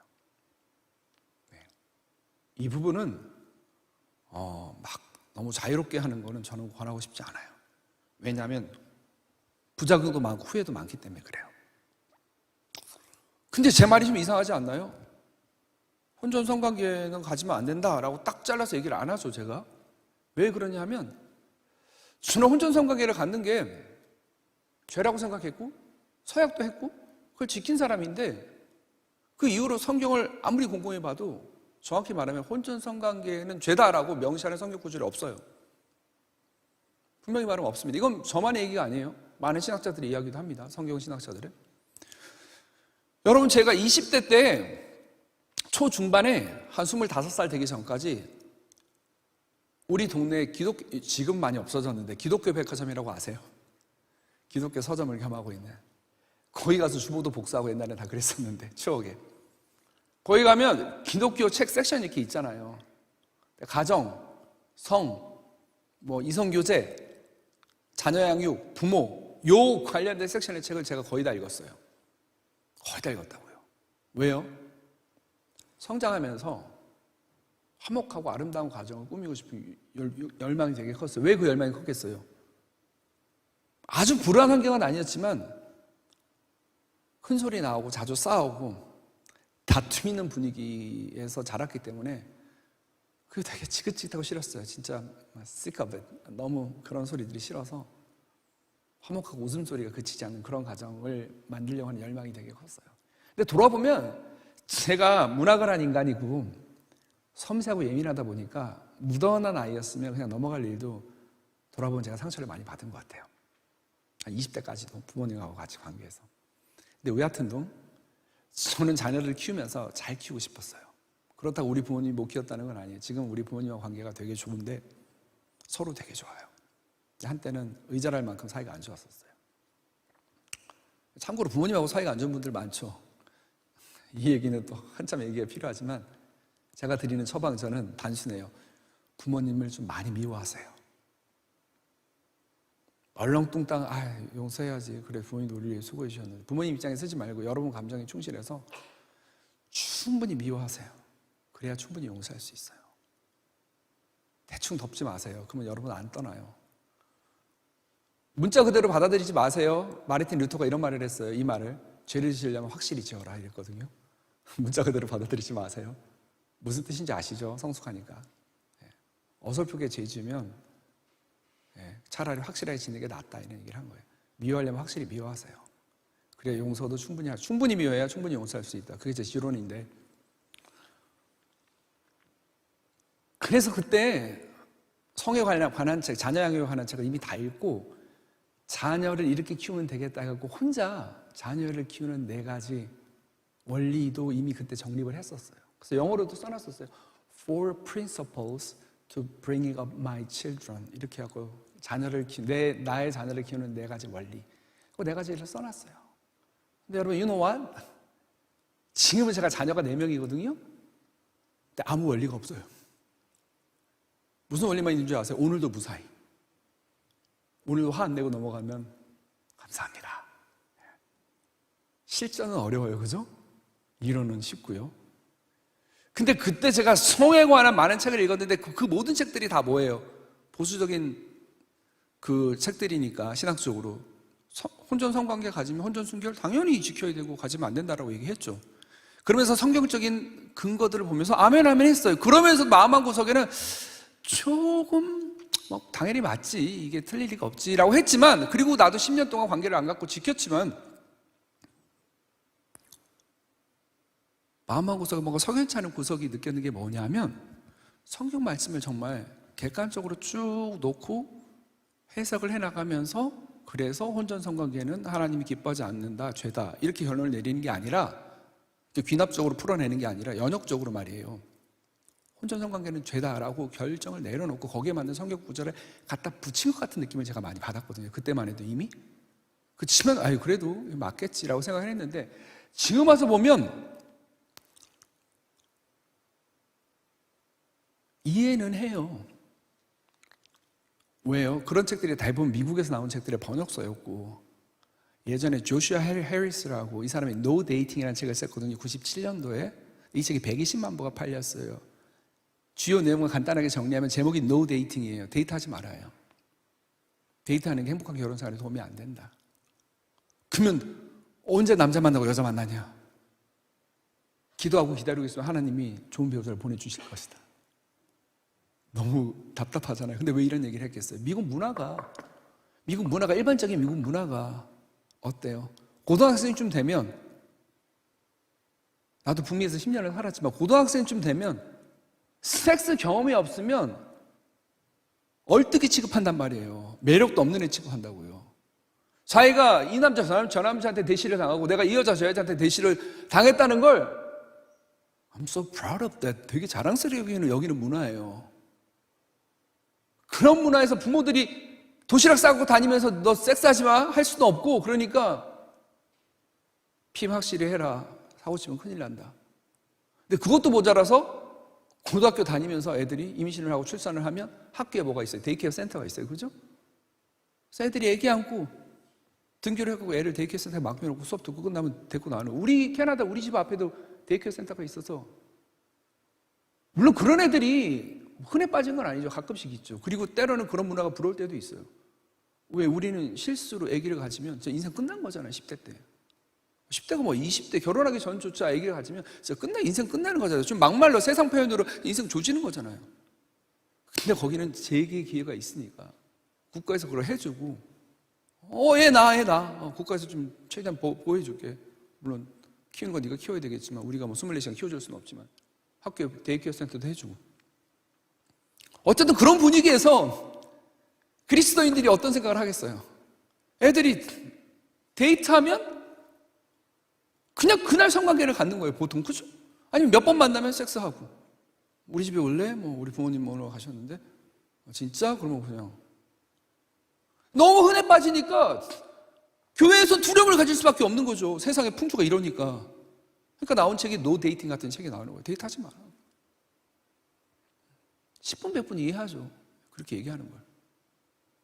그러니까 그런 분위기에서 혼전 성관계 갖지 않는 게 성경적이고, 거기에 맞춰서 성경 말씀을 끼워 맞추는 것도 심정적으로 충분히 이해해요. 그죠? 근데 그렇게 성경을 해석하면 안 되죠. 그렇다고 해서. 그래서 나중에 정직하게 보니까 혼전 성관계를 엄히 금하고 죄라고 명시하는 성경 구절이 없다라는 게 저의 결론이고 또 많은 분들의 결론이에요. 뭐 우리나라에서 리젠트 컬리지 밴쿠버에 다들 복음주의권 신학교를 다들 좋아하고 훌륭하다고 생각하는 교수님도 많고, 거기 구약 담당 교수님도 그렇게 얘기하시고, 직접 들은 얘기지만 그래요. 그러니까 이게, 그래서 제가 그렇게 얘기를 했어요. 그랬더니 한 번에 청주 YWCA에 가갖고 섹스에 대한 특강을 하는데 한 남자 청년이 목사님, 그래서 왜요? 이랬더니 아니 지금 우리 청년들이 굉장히 흔들리고 힘든데 목사님 우리를 꽉 붙잡아 주셔야지, 그런 얘기를 하시면 어떡합니까? 뭐 이러더라고. 나를 원망하면서. 그래서 내가 웃으면서, 여기서 흔들리는 사람은 자기밖에 없는 것 같은데? 웃으면서 그랬는데, 이해해요. 자기도 막 성적으로 막 성관계 가지면 안 되지 이렇게만 알고 있다가, 근데 세상을 보면은 막 자유롭게 막 섹스하고 원나잇 하고 막 술 마시고 그냥 술김에 섹스하고 막 이러니까 자기도 하고 싶고, 그래갖고 이런 강의 있대네 하고 왔는데 목사님 내가 와가지고 혼전 성관계를 그만한 성경 구절이 찾기가 어렵습니다라고 얘기하니까 뭐야 그럼 해도 된다는 얘기인가? 힘들어서 그렇게 얘기를 한 거겠죠. 그럼 저는 여러분에게 무슨 얘기를 하느냐? 자유롭게 섹스하세요. 지금 그 얘기를 하는 걸까요? 아니요. 제가 보수적인 게 좋다고 그랬잖아요. 저는 여러분한테 이 얘기를 하려고 해요. 성숙하고 헌신된 사랑을 나누는 두 사람이 그 사랑을 온몸으로 표현하는 것이 뭐다? 섹스다라고 정의를 내리고 싶어요. 이거 제가 섹스 강의할 때 일종의 라이트 모티프로 계속 반복하는 건데, 성숙하고 헌신된 사랑을 나누는 두 사람이에요. 여러 명은 안 돼요. 저는 폴리 아모리 반대해요. 여러 명이 서로 사랑하고 동시에 사랑할 수 있다? 전 반대합니다. 성숙하고 헌신된 사랑, 이 뭡니까 목사님? 한 몇 년 사귀어야 됩니까? 제가 그걸 규정해 할 수 없죠. 그렇게 규제하면 그게 율법이 되는 거예요. 바리새인들이 율법 지키려고 안식일을 기억하여 거룩히 지키라. 그 정신을 생각하고 지키면 되는데 어떻게 해요? 회당은 가야 되니까 예배드리러. 몇 킬로까지 가는 건 일 아님. 몇 킬로그램 물건 드는 것도 이쪽은 들어야 되니까 일 아님. 근데 정작 기계를 사용하는 거는 일임. 기계나 기구. 그래갖고 제가 토론토에서 신학교 다니면서 사역할 때 금요일, 토요일 날 오전에 신방 가는 걸 제일 싫어했어요. 왜냐하면 한인들이 교육열이 높다 보니까 주이시들이 많이 사는 데 살고 있거든요. 유대인들이 많이 사는 아파트에 가면 장로님 댁이 15층이구나. 신방 가야 되는데 진짜 가기 싫어요. 1층부터 15층까지 아파트 엘리베이터 문이 알아서 열리고 닫혀요. 2층에 열렸다 닫혀, 3층에 열렸다 닫혀. 왜? 유대인들이 많이 사니까 그 건물 슈퍼바이저가 그렇게 셋업을 해놓는 거예요. 금요일 해질 때부터 토요일 해질 때까지 안식일 기간에 유대인들이 기계를 사용하지 않도록. 근데 자기는 그 기계를 이용했는데 자기가 직접 작동을 시키지 않았다는 거예요. 이게 말이 돼? 이러니까 바리새가 나오는 거죠. 율법주의가 나오는 거지. 그러니까 저도 성숙하고 헌신된 사랑을 제가 규정을 하지 않을게요. 그러니까 모호하지만 어쨌든 성숙하고 헌신된 사랑. 이게 몇 달 만에 성숙하고 헌신된 사랑에 들어가겠냐고요. 제가 지난 시간에 뭐라 그랬어요? 옥시토신, 도파민, 페니레신아민이 생성이 된다 그랬잖아요. 막 빠졌을 때 I'm falling in love with you 할 때는 이 호르몬이 생성이, 최소한 이 호르몬이 다 떨어지고 서로에게 실증도 나고 대판 싸우고 우리 그만 만나 하고 지정의 얘기했죠. 정으로 시작해서 서로를 알아가고 갈등도 생기고 그러다가 의지적으로 그럼에도 불구하고 네 있는 모습 그대로 내가 받아들이려고 노력할게, 기도할게 라고 하면 한 발을 딱 내딛어. 이게 뭐예요?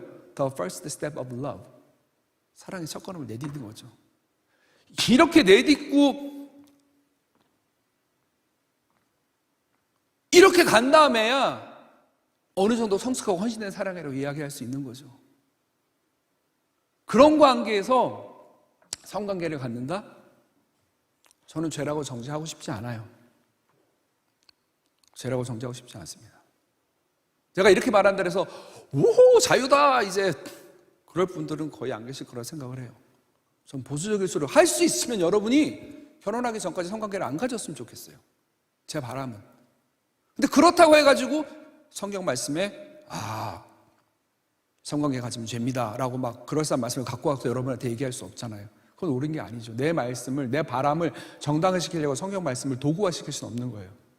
이게 뭐랑 똑같은 거냐면 처음 듣는 분들이 있을 텐데 여러분, 자살하면 지옥 갑니까? 아니에요. 성경적으로 아니에요. 노예요. 미안하지만 이 얘기 갖고 얘기하려면 또 한도 끝도 없어요.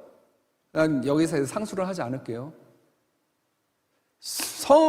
자살하면 지옥 간다는 어거스틴의 교리지만 성경에서 이걸 명확히 지지해 주진 않아요. 보통 가룟 유다가 예수님을 은화 30개 팔아가지고 배신을 해가지고 그가 자살을 해가고 떨어져서 창자가 다 터져나가고 지옥을 갔다라고 우리가 생각을 하면서 자살하면 지옥 간다. 보통 그 사례로 일반화시키는데 그러지 않아요. 자살은 또 다 지옥 가는 거 아닙니다. 물론 10대가 우리 딸도 조울증이 있어가지고 소멸의 충동이 들고 힘들 땐 그러는데 우리 딸이 자살하려고 한다라고 치면 내가 너 자살하면 지옥 가. 너 지옥 가면 아빠 못 본다. 우리 딸은 또 워낙 농담을 잘하니까 왜 지옥 가면 아빠가 먼저 가 있을 테니까 보겠네. 뭐 이럴 수도 있겠지만 일반적으로는 목사가 제일 먼저 지옥 가는 거 아니야? 요즘 세상 보면 이럴 수도 있겠지만 얘가 심각하게 진짜 소멸의 충동이 너무 심하면 내가 울면서라도 자살하면 지옥 가. 너 지옥 가는 것만큼 아빠가 막아야지 라고 얘기해서 거짓말을 해서라도 내가 그렇게 해주고 싶은 건데 근데 여러분처럼 다 큰 성인들한테 내가 거짓말할 필요가 있냐고요. 솔직히 얘기하죠. 자살하면 지옥 안 가요. 성경에 그렇게 안 써 있어요. 그리고 특히나 우울증 때문에 자살하는 사람들은요, 명백히 말하거든요, 질병사예요. 나 위암 걸리면 죽잖아요? 나 위암 직전까지 갔었거든요. 식도암? 지금 괜찮은데 안 걸렸는데 막 전이 되고 퍼지면 죽잖아요. 우울증 걸려서 심해지면 죽는 거예요. 똑같은 거예요. 이상하게 몸의 질병으로 죽는 거는 아무렇지도 않게 생각하면서 왜 마음의 질병으로 와서 죽는 거는 자살. 그러고서 심지어 자살했다고 목사가 장례식을 안 치러줘. 거부해. 와, 난 진짜 피꺼섭, 요즘 애들 표현으로. 제가 셰익스피어를 되게 좋아하는데 아까도 맥베스 인용했지만 햄릿 맨 마지막 어떻게 끝나는 줄 아세요? 읽어본 사람이 없으니까 모르겠지만 사느냐 죽느냐 이것만 생각하죠. 맨 마지막에 와서 사제가 와가지고 햄릿 자살했다고? 왕자님이? 장례는 거부하고 그러고 가버려요. 그게 끝이에요. 그러고 끝나. 햄릿이 마지막 장면이 그래요. 야, 500년 전이나 지금이나 자살하면 장례식을 안 치러주는 거나 사제라는 사람이, 목회자라는 사람들이 자살로 죽으면 유가족들이 훨씬 더 슬플 텐데 그 슬픔 누구한테 위로받으라고.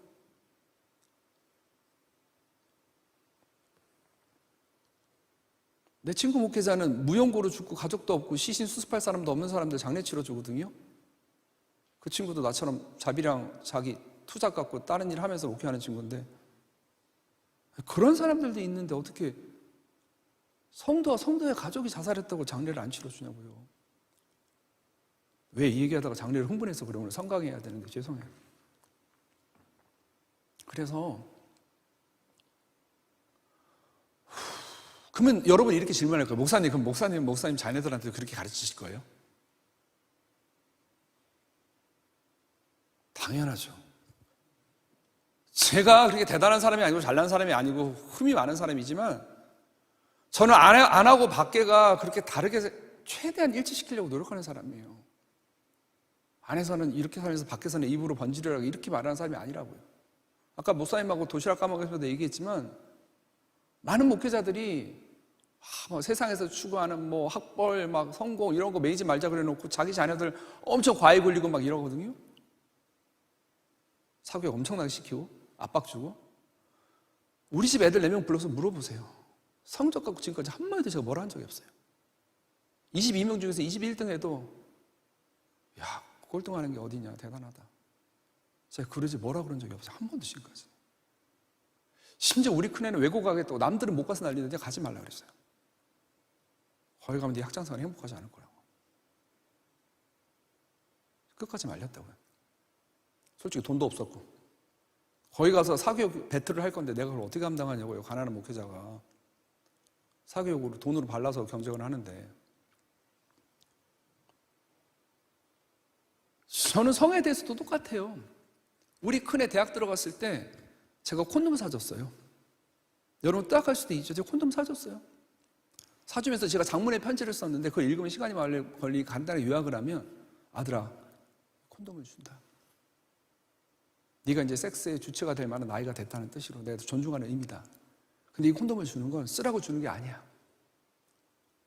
바라기는 네가 결혼할 때까지 언제일지 모르겠지만 이걸 한 번도 안 쓰고 결혼하기 전날 밤에 엄마 아빠를 찾아와서 그동안 길러주셔서 감사하고 이렇게 부모를 떠나, 이제 부모를 떠나기 바로 전날 밤이잖아요.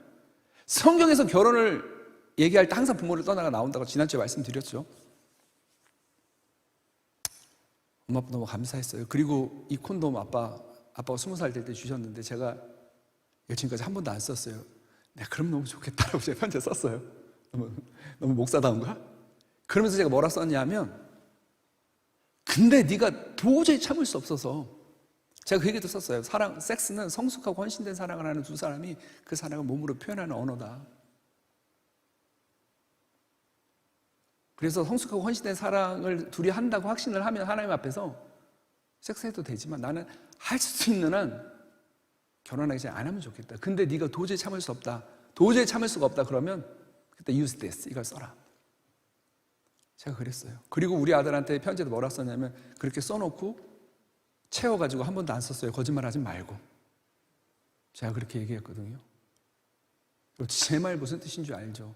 두 번째 얘기가 여기서 자연스럽게 나와요. 교회에서 피임 교육을 안 한다는 거예요. 나는 이것도 진짜 화가 나요. 여러분, 막말로 제가 이런 표현 해서 미안해요. 섹스에 닳고 다른 애들은 뒤처리도 깨끗하고 아무 사고를 안 쳐요. 아무나 하고 원나잇 하고 막 섹스를 스포츠처럼 즐기는 애들. 정말 섹스가, 성이 사랑하는 두 사람 가운데 서로가 서로를 정말 사랑하고 귀하게 여기면서 그 표현으로 성관계를 갖고 얼마나 아름답겠냐고, 하나님 보시기에도. 근데 그런 게 아니라 그냥 아무하거나 쉽게 성관계 갖고 하는 애들은 너무나 피임도 잘하고 문제가 없어요. 근데 교회에서 혼전 성관계 금지 이것만 주구장창 들은 친구들이 한번 삐끗 실수하면, 목사님 어떻게 해서 임신했어요? 이거 어떡할 거냐고요.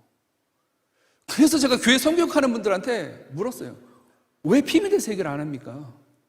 제가 다른 연합 집회 갔다가 좀 일찍 가가지고 다른 앞에 성교육 특강하는데 내가 듣고 피임 얘기를 안 해갖고 끝나고 그분한테 물어봤어요. 막 따지듯이 아니라 강의 잘 들었습니다 하면서 피임에 대해서 얘기를 왜 안 하십니까? 이러니까 피임 얘기를 하는 건 섹스를 전제로 하는 거잖아요, 목사님. 애들한테 섹스를 하라고 인정하는 거랑 같은 거잖아요. 이렇게 얘기를 하더라고. 근데 뭐 우리가 완벽하냐고요, 우리가. 혼전 순결 서약하고 기도하고 막 일어나서 서원하라 그러면 그거 다 지키냐고요. 항상 최악의 상황을 가정을 해야죠. 특히 성일 경우에. 왜? 그냥 끝나는 게 아니잖아요. 생명이 생길 수 있잖아요. 준비되지 않을 때.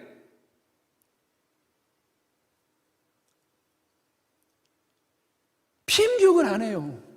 내가 90년대 후반에 샤론 스톤 아시죠? 샤론 스톤? 여자 배우? 예전에 베이직 인스팅트 맞나요? 원초적 본능? 그 영화로 세계적인 섹스 심벌로 군림했던 이 여자가 유엔에서 에이즈 방지 무슨 대사, 홍보대사가 돼가지고 뭔 얘기를 했냐면 그게 인터뷰한 게 신문에 기사 나서 내가 봤는데 이런 얘기를 모든 집에 콘돔 상자를 갖다 놓고 자녀들이 학교에 등교하거나 회사에 출근할 때 정말 부모 눈치 안 보고 편안하게 콘돔을 주머니에 넣고 등교할 수 있으면 너무 좋겠다. 왜? 그렇게 해서 안전한 섹스를 하고 피임을 에이즈 예방을 하면 좋으니까 그 얘기를 한 거거든요. 나 그 처음 기사 봤을 때 여러분 미안해요. 미띵 거 아니야 이거. 애들이 그렇게 성적으로 문란하면 섹스를 못하도록 교육을 시켜야지 그냥 이제 대놓고 섹스를 하라고 그러네. 와 애들은 에이즈 걱정도 없겠다 이제 더 하겠구나. 굉장히 화가 났다고 그걸 보고서. 근데 지금 와서 샤론 스톤의 말을 그냥 이해가 돼요. 이제는 이해가 돼요. 힘해야 되거든요. 그래서 여러분 만약 여러분이 안 했으면 좋겠지만 할 수 있는 한 정말 성숙하고 헌신된 사랑에 들어가기 전까지 그리고 내가 자녀를 갖기로 약속을 하고 성관계하기 전까지 섹스를 안 했으면 좋겠지만 만약에 도저히 참을 수 없이 해야 된다면 꼭 피임을 하세요. 그리고 피임은 남자가 하세요.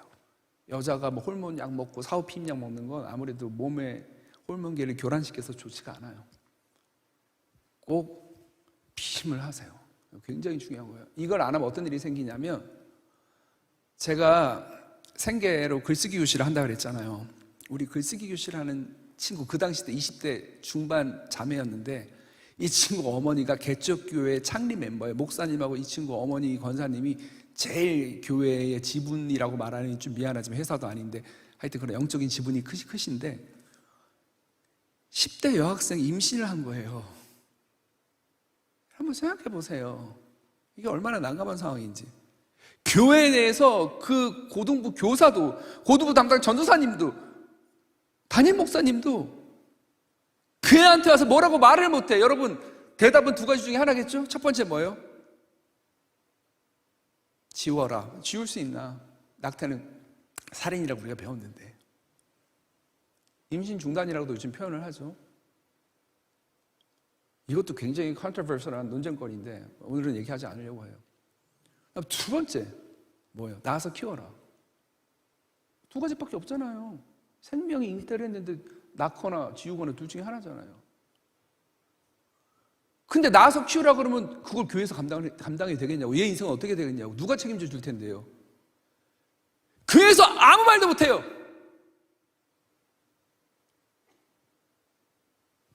근데 교회에서 지금까지 성경을 어떻게 해와서 피임 교육 한 번도 안 했잖아요. 맨날 그놈의 혼전순결 사역서 쓰는 것만 조자룡 헝칼 휘두르듯이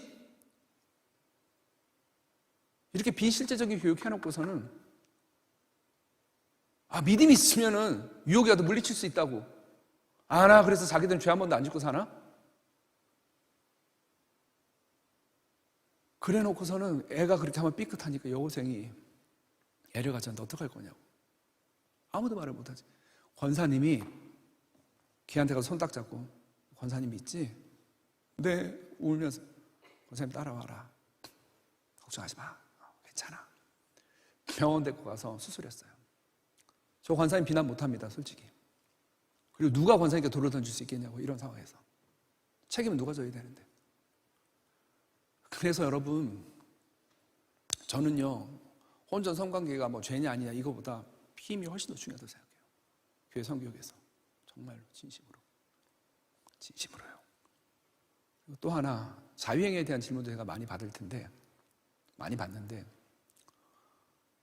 자유행위가 죄라고 보통 교회에서 가르치는 이유 중에 성경적 근거 중에 하나는 창세기 오난이라는 사람이 나와요. 자기 형이 결혼을 했는데 죽어요. 그러니까 형수가 자식이 없어. 근데 여러분 형수 취수제라고 들어봤나요? 자기 형이 자식 없이 죽으면 그 밑에 있는 동생이 형수와 잠자리를 가져가지고 자식이 생기면 그걸 형의 아들로 입적을 시켜서 올려야 되거든요. 왜 그래요? 말도 안 되는 짓을. 저한테 묻지 마세요. 고대 근동사회가 그랬어요. 그리고 하나님도 그걸 허용을 하셨고 그 당시 사람들에게. 하나님의 말씀이 문화적 진공 상태에서 붕 떠 있는 게 아니에요. 때로는 모든 문화와 가치관을 초월해버리지만 어떤 부분에서는 용납하시기도 하시는 거예요. 이혼도 대표적인 케이스죠. 이혼하지 않는 게 하나님 뜻이지. 남자가 여자를 떠나 남자가 부모를 떠나 여자 한 몸을 이뤘으되 누구도 나뉘지 못할지니라. 그렇지만 남자들이 고대 사회 때 다른 여자랑 살고 싶은데 부인 때문에 안 되는 거예요. 그러니까 부인을 일부러 학대를 하는 거예요. 여성의 인권이 전혀 없던 세상에서 그냥 내버려두면 여자가 너무 지옥같이 살 것 같으니까 차라리 모세가 이혼 증서를 써준 거예요. 일종의 필요악으로. 그런 식으로 하나님이 타협을 하기도 하세요. 근데 오난이 자기 형수와 잠자리를 갔는데 요 인간이 말이에요. 사정할 때가 되니까 뺐어요. 그리고 지뢰사정을 해버렸어요. 바닥에다가 설정하였느니라 이렇게 정액을 흘려버렸다라고 기록이 돼 있죠. 그래서 하나님이 진노해서 쳐서 죽였다고 돼 있어요. 이게 보통 자위행위를 금지하는 대표적인 성경 근거로 쓰이는데 이거는 자유행위를 금지하는 근거로 쓰이면 안 돼요. 이거는요. 오난이 성적인 쾌락을 위해서 자기 형수를 취했지 그러면 애초에 난 관계 갖지 않겠습니다. 차라리 내 동생하고 관계를 가지십시오 라고 했어야 되지. 원치 않는다면. 근데 자기 형님을 위한 자식을 낳아줘야 하는 자리에 자기 형수를 음욕을 충족시키기 위해서 몸을 취하면서 정작 형의 아들을 낳아주진 않으려고 하는 아주 못된 짓을 한 거죠. 이거는 약간 그런 측면에서 봐야 되는 거지. 이거는 그래서 생식을 위하지 않는 모든 것이 자유행위고 죄다 이렇게 이제 인식이 된 거예요. 그러니까 자유행위하면 보통 여성이 혼자 클리토리스를 이렇게 자극을 해갖고 오르가즘에 이르거나 남자들이 혼자 독수리 오용제를 동원을 해가지고 사정을 하거나 이러면 생식하고 관련이 없잖아요. 그리고 초대교회 때 아우구스티누스가 굉장히 방탕한 삶을 살았잖아요. 여자들하고. 그러니까 본인이 경험에 대한 반발심이 항상 생기거든요. 그러니까 자녀를 낳기 위한 생산, recreation을 목적으로 하지 않는 그냥 순수한 쾌락으로서의 섹스는 인간을 하나님으로부터 멀리하고 죄가 된다. 우리를 타락시킨다. 이렇게 주장을 해서 그게 교회 공식 교리처럼 된 거예요. 그러다 보니까 자유행위도 다 배척이 된 건데 자유행위에 대해서도 성경은 얘기하고 있지 않아요. 은밀하게 얘기하고 있지 않다고요. 그래서 솔직히 죄라고 생각할 수도 있고 죄라고 생각하지 않을 수 있는데 저는 죄가 아니라고 생각해요. 유익이 많다고 생각해요. 일단 성욕을 다른 사람의 성적 결정권을 침해하거나 내가 다른 사람의 성을 돈을 주고 산다거나 그죠? 다른 사람을 강간을 한다거나 내가 유혹을 한다거나 하는 죄를 짓지 않고 성욕을 해소해 줄 수 있는 좋은 방법이고요. 또 두 번째로 내가 내 몸을 알아야 되거든요. 섹스를 즐기면 지금 우리가 굉장히 성에 대해서 성경적인 원리에 대해서 이야기를 하고 있잖아요. 어떤 구체적인 얘기를 다 얘기할 수는 없잖아요. 지금 이 시간에 섹스 테크닉이라든지 체위라든지 이런 얘기도 제가 강의를 하면 다 얘기를 하는데 그런 얘기를 할 수가 없잖아요. 시간 관계상. 근데 내가 내 몸을 알고 상대방의 몸을 알아야지 둘이 더 깊은 성관계를 누리고 더 큰 기쁨과 쾌락을 나눌 수 있거든요. 그러면 자기가 자기 몸을 알아야 되니까 자유행위를 하는 게 내 몸을 이해하는 데 굉장히 큰 도움을 주기 때문에 또 자유행위를 저는 권합니다. 근데 자유행위가 문제가 되는 지점은 뭐냐면 대부분 특히 남자들의 자유행위가 포르노를 보면서 이루어지거든요. 남자들이 보통 오늘은 이걸로 하겠다. 이게 뭐예요? 이 포르노 영상을 보면서 내가 자유행위를 하겠다라고 하는 거예요. 근데 포르노의 가장 큰 문제점은 여성에 대한 왜곡적인 시각을 심어줘요. 여자들이 다 자기처럼 성욕으로 똘똘 뭉치고 충만해 있는데 다만 가부장제적인 분위기에서 여자들이 자기 성욕을 드러내면 해픈 이렇게 인식이 되잖아요. 이것도 되게 문제예요. 남자들의 성욕은 굉장히 이해되는 분위기인데 여자들의 성욕을 드러내면 굉장히 불편하게 여기죠. 이것만 해도 가부장제가 여전히 살아있다라는 느낌이 그게 되죠. 예를 들어서 우리 광성교회도 그런지 모르겠는데 그 많은 청년부나 선교단체에서 여름이 되면은 막 쇼팬츠를 입고 이렇게 짧은 옷을 많이 입잖아요. 그러면 목회자들이 가끔씩 자매들 이렇게 짧은 옷 입고 와서 형제들 시험에 들게 하면 그 죄 짓는 거다. 연약한 자를 범죄하게 하면 연자매들을 목에 메고 바다에 빠지게 하는 거랑 그런 말씀이 있지 않냐 성경에 이러면서 정죄를 한다고요. 근데 그런 옷을 입은 자매는 난 잘못이 없다고 생각해요. 기본적으로 울욕을 품은 건 형제들이지 자매들이 저지른 게 아니니까. 근데 이렇게 부탁할 수 있다고 생각해요. 우리 형제들이 뭐 자매도 그런 부분이 있겠지만 특히 우리가 시각적으로 약하고 더 자극을 받고 흔히 그런 얘기 하잖아요. 일반화시킬 수 없이 남자들은 시각적으로 더 성적으로 더 흥분하고 여자들은 분위기나 촉각이나 음성으로 더 성적으로 자극을 더 받는다. 물론 여성도 보는 걸 흥분 안 하겠냐 하지. 막 이렇게 막 식스팩에 이랬으면 멋있다, 막 안겨보고 싶다 이런 생각 하는데 왜 남자들만 그러냐? 여자들도 있겠지만 남자들은 아무래도 문화가 그런 식으로 강화가 되어 온 거예요. 포르노를 소비하는 30%가 여성이라고 하지만 그게 맞다고 쳐도 70%는 그럼 남성이라는 뜻이잖아요. 그리고 대부분 포르노는 남자들의 입장 시각에서 여성을 바라보면서 여성의 성을 착취하고 하는 걸로 촬영을 하잖아요. 뭐 일본 AV 그런 그 배우들 나와서 찍는 영상들을 보면 그렇잖아요. 그러니까 남자들이 우리가 연약해서 그러는데 너무 노출이 심한 옷을 안 입어주면 좋겠다. 그 입는 건 문제가 없지만 우리가 연약하니까 부탁할게. 부탁을 할 수 있어요. 부탁을. 근데 마치 남자들은 성욕이 많고 시각적으로 흥분을 하는데 그런 거를 배려를 안 해주면 안 되지라고 당연한 듯이 얘기하는 거. 이거는 굉장히 좀 잘못됐다고 생각하고 그다음 두 번째 결혼에서도 마찬가지예요. 아까 제가 박송 장로님 얘기를 했잖아요. 그 코스타 성 강사이신 박송 장로님이 두란에서 책을 내셨는데 그 책에 되게 좋아요. 성을 그렇게까지 막 민망할 정도로 썼다는 건 너무너무 감사하고 그 연세 드신 분이 되게 감사한 일인데 문제는 뭐냐면 너무 남자 위주예요. 이를테면 남자들은 성욕을 충족을 시켜줘야 되고 충족시켜주지 않아서 남자가 바람을 피우면 부인의 책임이다라는 식으로 기술을 한 거예요. 이게 옳습니까? 아니 그렇다고 칩시다. 남자가 여자보다 성욕이 더 많다고 칩시다. 여자도 성욕이 있지만 특별히 많다고 칩시다. 그렇다고 하더라도 부인이 남자의 성적인 그거를 충족을 안 시켜줘서 내가 바람을 피우는 게 정당화 될 수 있습니까? 그래서 부인을 항상 연애 때처럼 애를 낳고 키우고 하더라도 늘 자기를 예쁘게 가꾸고 화장도 하고 남편이 퇴근하고 와서 부인을 보면 섹스하고 싶은 마음이 들게끔 자기를 가꿔야지. 그렇지 않아서 남편이 부인에게 매력을 못 느끼고 다른 여자에게 눈을 돌리게 되면 그건 부인의 잘못도 있다라는 식으로 기술을 하거든요. 전 이것도 용납이 안 돼요. 굉장히 이건 남자의 성욕을 특별 대우해주고 거기에 여자가 맞춰주지 않는 얘기인데 같은 남자지만 저는 이거는 건강하지 않아요. 남자가 그럼 부탁할 수는 있죠. 내가 이렇게 부탁할 수 있죠. 근데 그게 아니라 마치 당연한 듯이 하고 그렇지 않으면 여자가 잘못이다라고 얘기하는 건 그건 너무 가부장제적인 인식이라고 밖에 볼 수 없어요. 근데 대부분 여성들이 그렇게 하지 못하는 꾸미지고 하지 못하는 이유가 결론은 뻔해요. 남자들이 가사노동을 도와주지 않아서 그런 거거든요. 육아노동을 도와주지 않아서. 애 키워보신 분은 알잖아요. 저 애를 4이나 키웠는데 애한테 24시간 눈을 뗄 수가 없어요. 집에서 뭐 하는 거야? 이러는데 내가 항상 하는데 네가 해봐라. 참고로 저는 애 낳고 산후조리를 내가 4번 다 했습니다. 그리고 한 2년 정도는 한국에 와서 보험가상환 편집장을 그만두고 2년 정도는 집에서 전업주부로 지낸 적도 있어요. 만약에 저한테 물어봐요. 목사님 전업주부하고 사모님이 밖에서 돈 벌고 목사님 전업주부 하면서 그렇게 자비랑으로 목회하실래요? 아니면 밖에 나가서 돈 벌면서 사모님이 다 집안일 하시고 가사노동 하면서 목사님이 가사노동 신경 안 쓰고 그렇게 하실래요? 당연하죠. 가사노동 안 하죠. 훨씬 더 힘든데.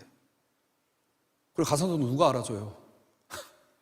부불노동이잖아요. 노동을 해도 돈으로 지불해주지 않는 노동이잖아요. 누가 알아줘요? 이런 데 와서 얘기하면 여러분 그래도 하고 인사도 해주고 막 이러죠. 집에서 뭐 살림하고 뭐 하다가도 오늘은 힘들어갖고 뭐 약간 냉동 음식으로 좀 데펴갖고 오늘 점심 먹자. 이거 내가 요리 못해서 미안하다 이러면 우리 아들이 맨날 아빠 요즘에 날로 먹네 막 이러면서 막 얘기를 하고 감사하게 생각도 안 하고 뭐 날로 먹어? 그러냐? 미안하다 야. 뭐. 진짜. 그래서 가사노동의 가치를 알아줘야 되는 거예요. 제가 나와서 이렇게 하는 건 다 드러내놓고 하는 거잖아요.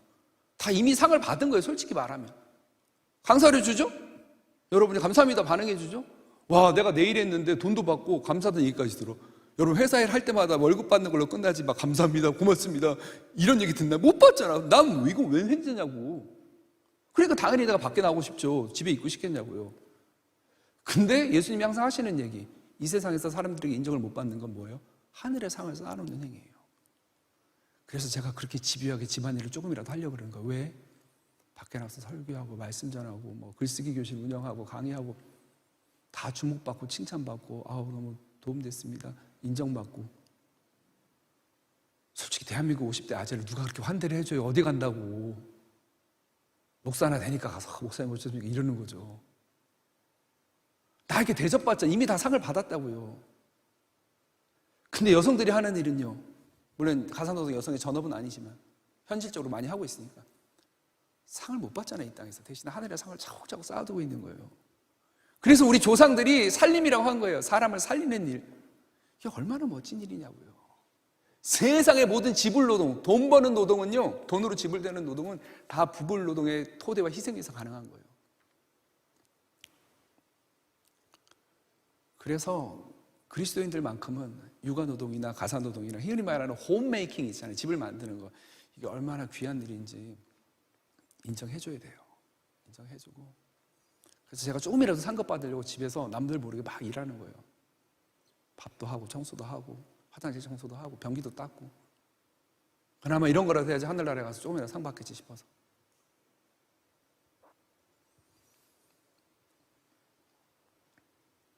성에 대해서 오늘 세 번째 시간 강의를 했는데 장시간 3주에 걸쳐서 여러분 제 얘기 귀 기울여주시고 제가 뭐라고 그죠? 경청해 주셔서 너무 고마워요. 오늘 1시간 반을 했는데도 못한 얘기가 많아서 아쉽지만 그래도 제일 중요한 문제는 다뤘다고 생각해요. 끝으로 섹스도 자족해야 한다는 얘기로 마무리를 하려고 그래요. 우리가 하나님 앞에서 죄책감을 가지지 않고 하나님 앞에서 떳떳하게 내 영혼이 자유롭게 사랑하는 사람과 섹스를 우리가 즐겼다라고 가정을 합시다. 그리고 선물을 누리고 내 영혼이 더 부유해지고 풍요로워지고 우리의 사랑이 더 깊어지고, 그죠? 좋겠죠, 당연히. 저도 그 경험을 했으니까. 근데 자족이 필요해요. 내 사랑하는 사람이 다른 사람하고 비교하면 안 돼요. 시간이 없으니까 아주 간단하게 우리 아내 허락을 받아서 얘기하는 거예요. 우리 아내 A컵이에요. 저는 솔직히 말하면 우리 아내 가슴이 더 컸으면 좋겠어요. 그리고 우리 아내 되게 말랐어요. 45, 46kg밖에 안 돼요. 좀 더 등치가 있었으면 좋겠어요. 네. 뭐 요즘 남자들 슬렌더를 좋아한다, 늘씬한 그런 남자들도 많다고 하지만 저는 약간 뚱뚱할 정도로 덩치가 있는 사람이 좋아요. 성적 취향을 얘기하는 거예요. 근데 우리 아내가 그럴 수는 없잖아요. 좀 더 전 푸근한 사람 좋아요. 르누아르 작품에 나오는 그 푸근한 여성들이 있죠. 네, 그런 여성들이 더 좋아요. 볼색도 더 발그스름하고 그런 여성들이 더 좋다고요. 우리 아내 손발 차고 혈색도 별로 없고 그렇다고요. 그러면 나는 우리 아내를 내 성적인 취향의 이상형과 항상 비교하면서 늘 불만족으로 지낼 것인가? 아니죠. 그러면 안 되죠. 내가 이 사람과의 사랑을 선택을 했고 관계를 선택을 했으면 그 사람과의 사랑 가운데 만족해야죠. 우리 지난주에 읽었던 말씀이 있죠. 네 아내의 젖가슴으로 만족하고 그의 사랑으로 행복해하라. 그러셔야 되는 거예요. 키가 좀 더 컸으면 좋겠다. 뭐가 좀 더 좋으면 좋겠다. 제가 성 강의할 때는 뭐 이런 얘기들을 해요. 더 대놓고 얘기해요. 여성들에게 우리 남편의 성기가 더 컸으면 좋겠다. 더 오래 지속했으면 좋겠다. 또 남자들은 더 조여주는 맛이 있으면 좋겠다. 이런 얘기도 한다고요. 대놓고. 근데 그러지 않는다고 해서 어떡하겠어요? 내가 선택한 사랑이잖아요. 그리고 그 사랑을 더 부유하고 풍요롭게 만들어야죠. 그리고 서로 노력하면 되죠. 나 이랬으면 좋겠는데 자기 욕망도 솔직히 얘기하고 그쪽에서 서로 노력해주고 그래도 노력했는데도 안 된다. 그럼 어떡하겠어요? 자족하고 받아들여야죠. 그렇다고 내가 계속 이러면 안 되죠. 그래서 사람들이 생각하는 게 뭐예요? 몸만 빌리는 거예요.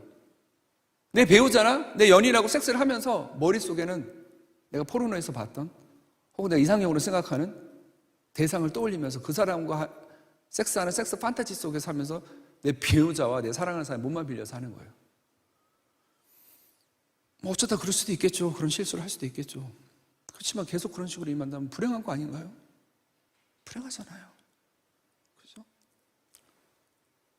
그리고 모든 섹스가 다 환상적이고 끝내주진 않아요. 끝내주고 환상적일 때도 있지만 그렇지 않을 때도 있어요. 그러면 그렇더라도 내 품 안에서 빨갛게 숨을 가쁘게 쉬는 채로 안겨있는 내 사랑하는 사람을 보면서 난 늘 너를 이렇게 안을 수 있어서 가까이서 네 숨결을 느낄 수 있어서 행복해. 그걸로 자족하고 만족할 줄 알아야 되는 거예요. 어떻게 매번 오늘도 끝내줬어. 오늘도 끝내줬어. 어떻게 매번 그럴 수 있겠냐고요. 섹스하는 섹스 대상 나의 섹스를 나누는 내 사랑하는 사람에 대한 자족 플러스 섹스 자체에 대한 자족이 있어야 되는 거고 세 번째로는 늙어가는 육체에 대한 자족이 있어야 돼요. 장애인하고 노인의 성은 철저히 무시하고 배제하거든요. 그들도 성적인 주체예요. 그들도 성욕이 있어요. 제가 들은 얘기든 늙어 빠져가지고 무슨 섹스야 더럽게 진짜 들은 얘기예요. 그리고 이 말이 어디 써 있어요? 마르케스의 콜레라 시대의 사랑이라는 작품에 들어가 있어요. 100년 동안의 사랑 쓴 마르케스의 콜레라 시대의 사랑이라는 작품도 있거든요. 못지않게 재미있는. 그리고 제가 직접 들은 얘기. 장애인을 폄하하면서 병신들이 무슨 섹스한다고 지랄이야. 나라에서 그냥 복지해주고 챙겨주면 그걸로 감사하면 되지. 장애인도 성욕이 있어요. 왜 그걸 폄하하고 무시해요? 휠체어에 앉아있고 팔 하나 없고 다리 하나 없으면 섹스할 자격도 없는 건가? 굉장히 야만적이죠. 그리고 모든 육체가 다 늙어요. 근데 문제는 우리 시대의 육체는 20대 육체가 가장 선망받는 육체예요. 그리고 열심히 우리를 관리해가지고 20대에서 최대한 근사체 가깝게 하는 거죠. 그러면 관리한 사람, 안 그런 사람은 자기 관리에 실패한 사람, 게으른 사람.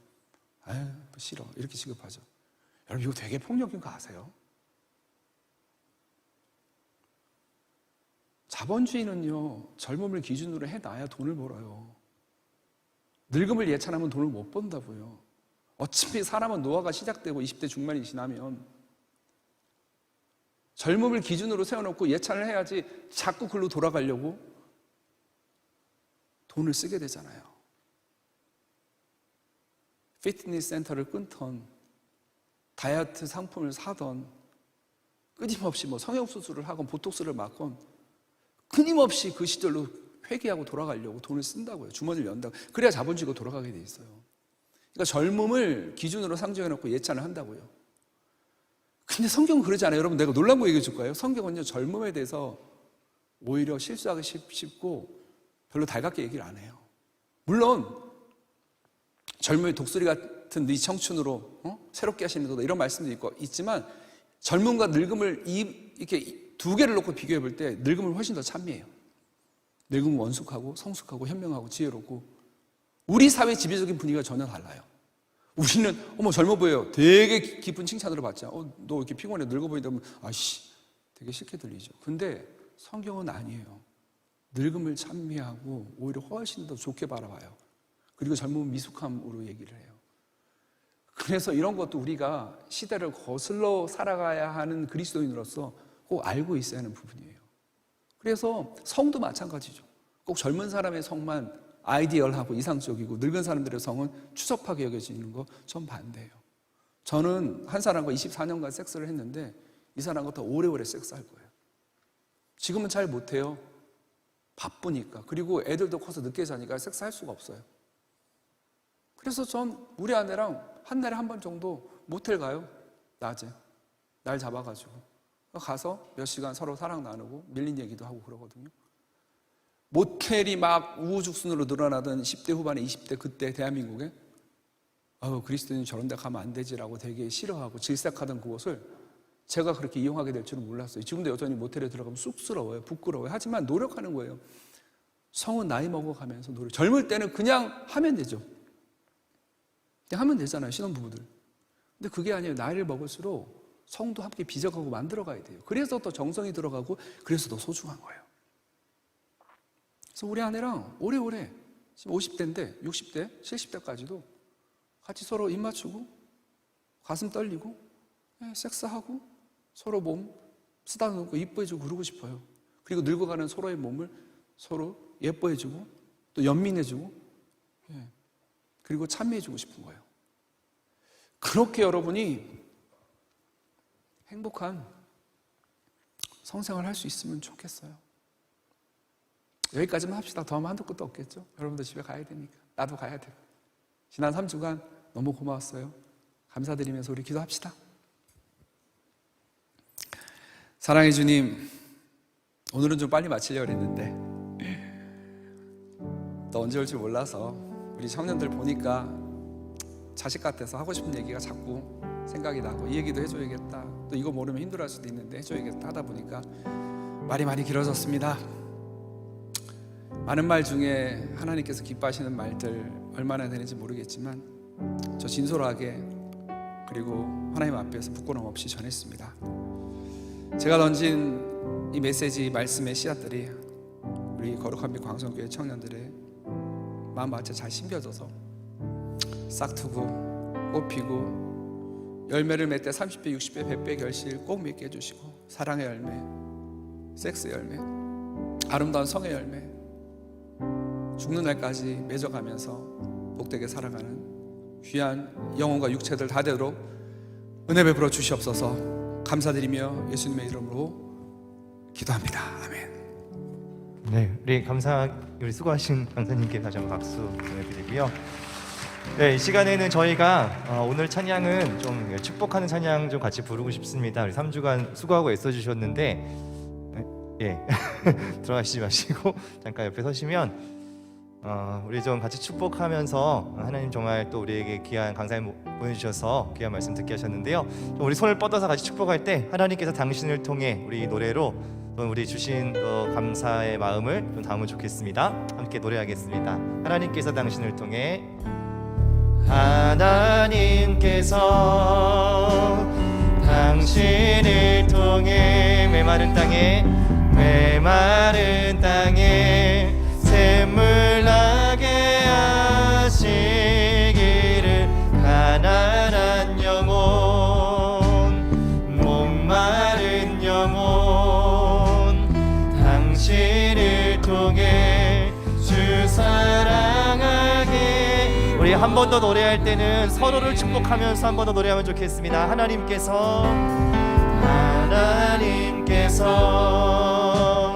당신을 통해 메마른 땅에 샘물 나게 하시기를, 가난한 영혼, 목마른 영혼, 당신을 통해 주 사랑하기 원하네.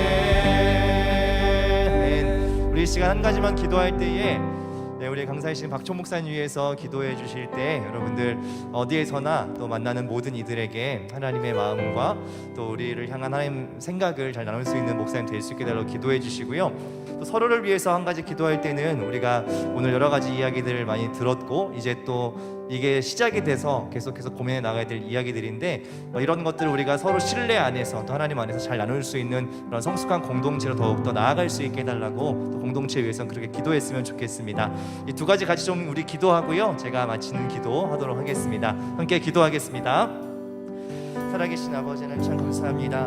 아버지 하나님 우리 종목사님 위해서 기도하오니 하나님 정말로 저는 서신 곳마다 만나는 사람들마다 하나님의 마음과 성경이 증언하는 모든 또 바른 진리들을 세워나갈 수 있도록 인도하여 주시고 목사님을 통하여서 많은 영혼이 많은 이들이 정말 큰 도움을 얻고 하나님의 마음을 깨달아 아는 것에 하나님 정말로 도움받을 수 있도록 인도하여 주시옵소서. 하나님 마음을 끊임없이 또 배워가고 삶을 살아가는 그 여정 가운데 원하여 주시고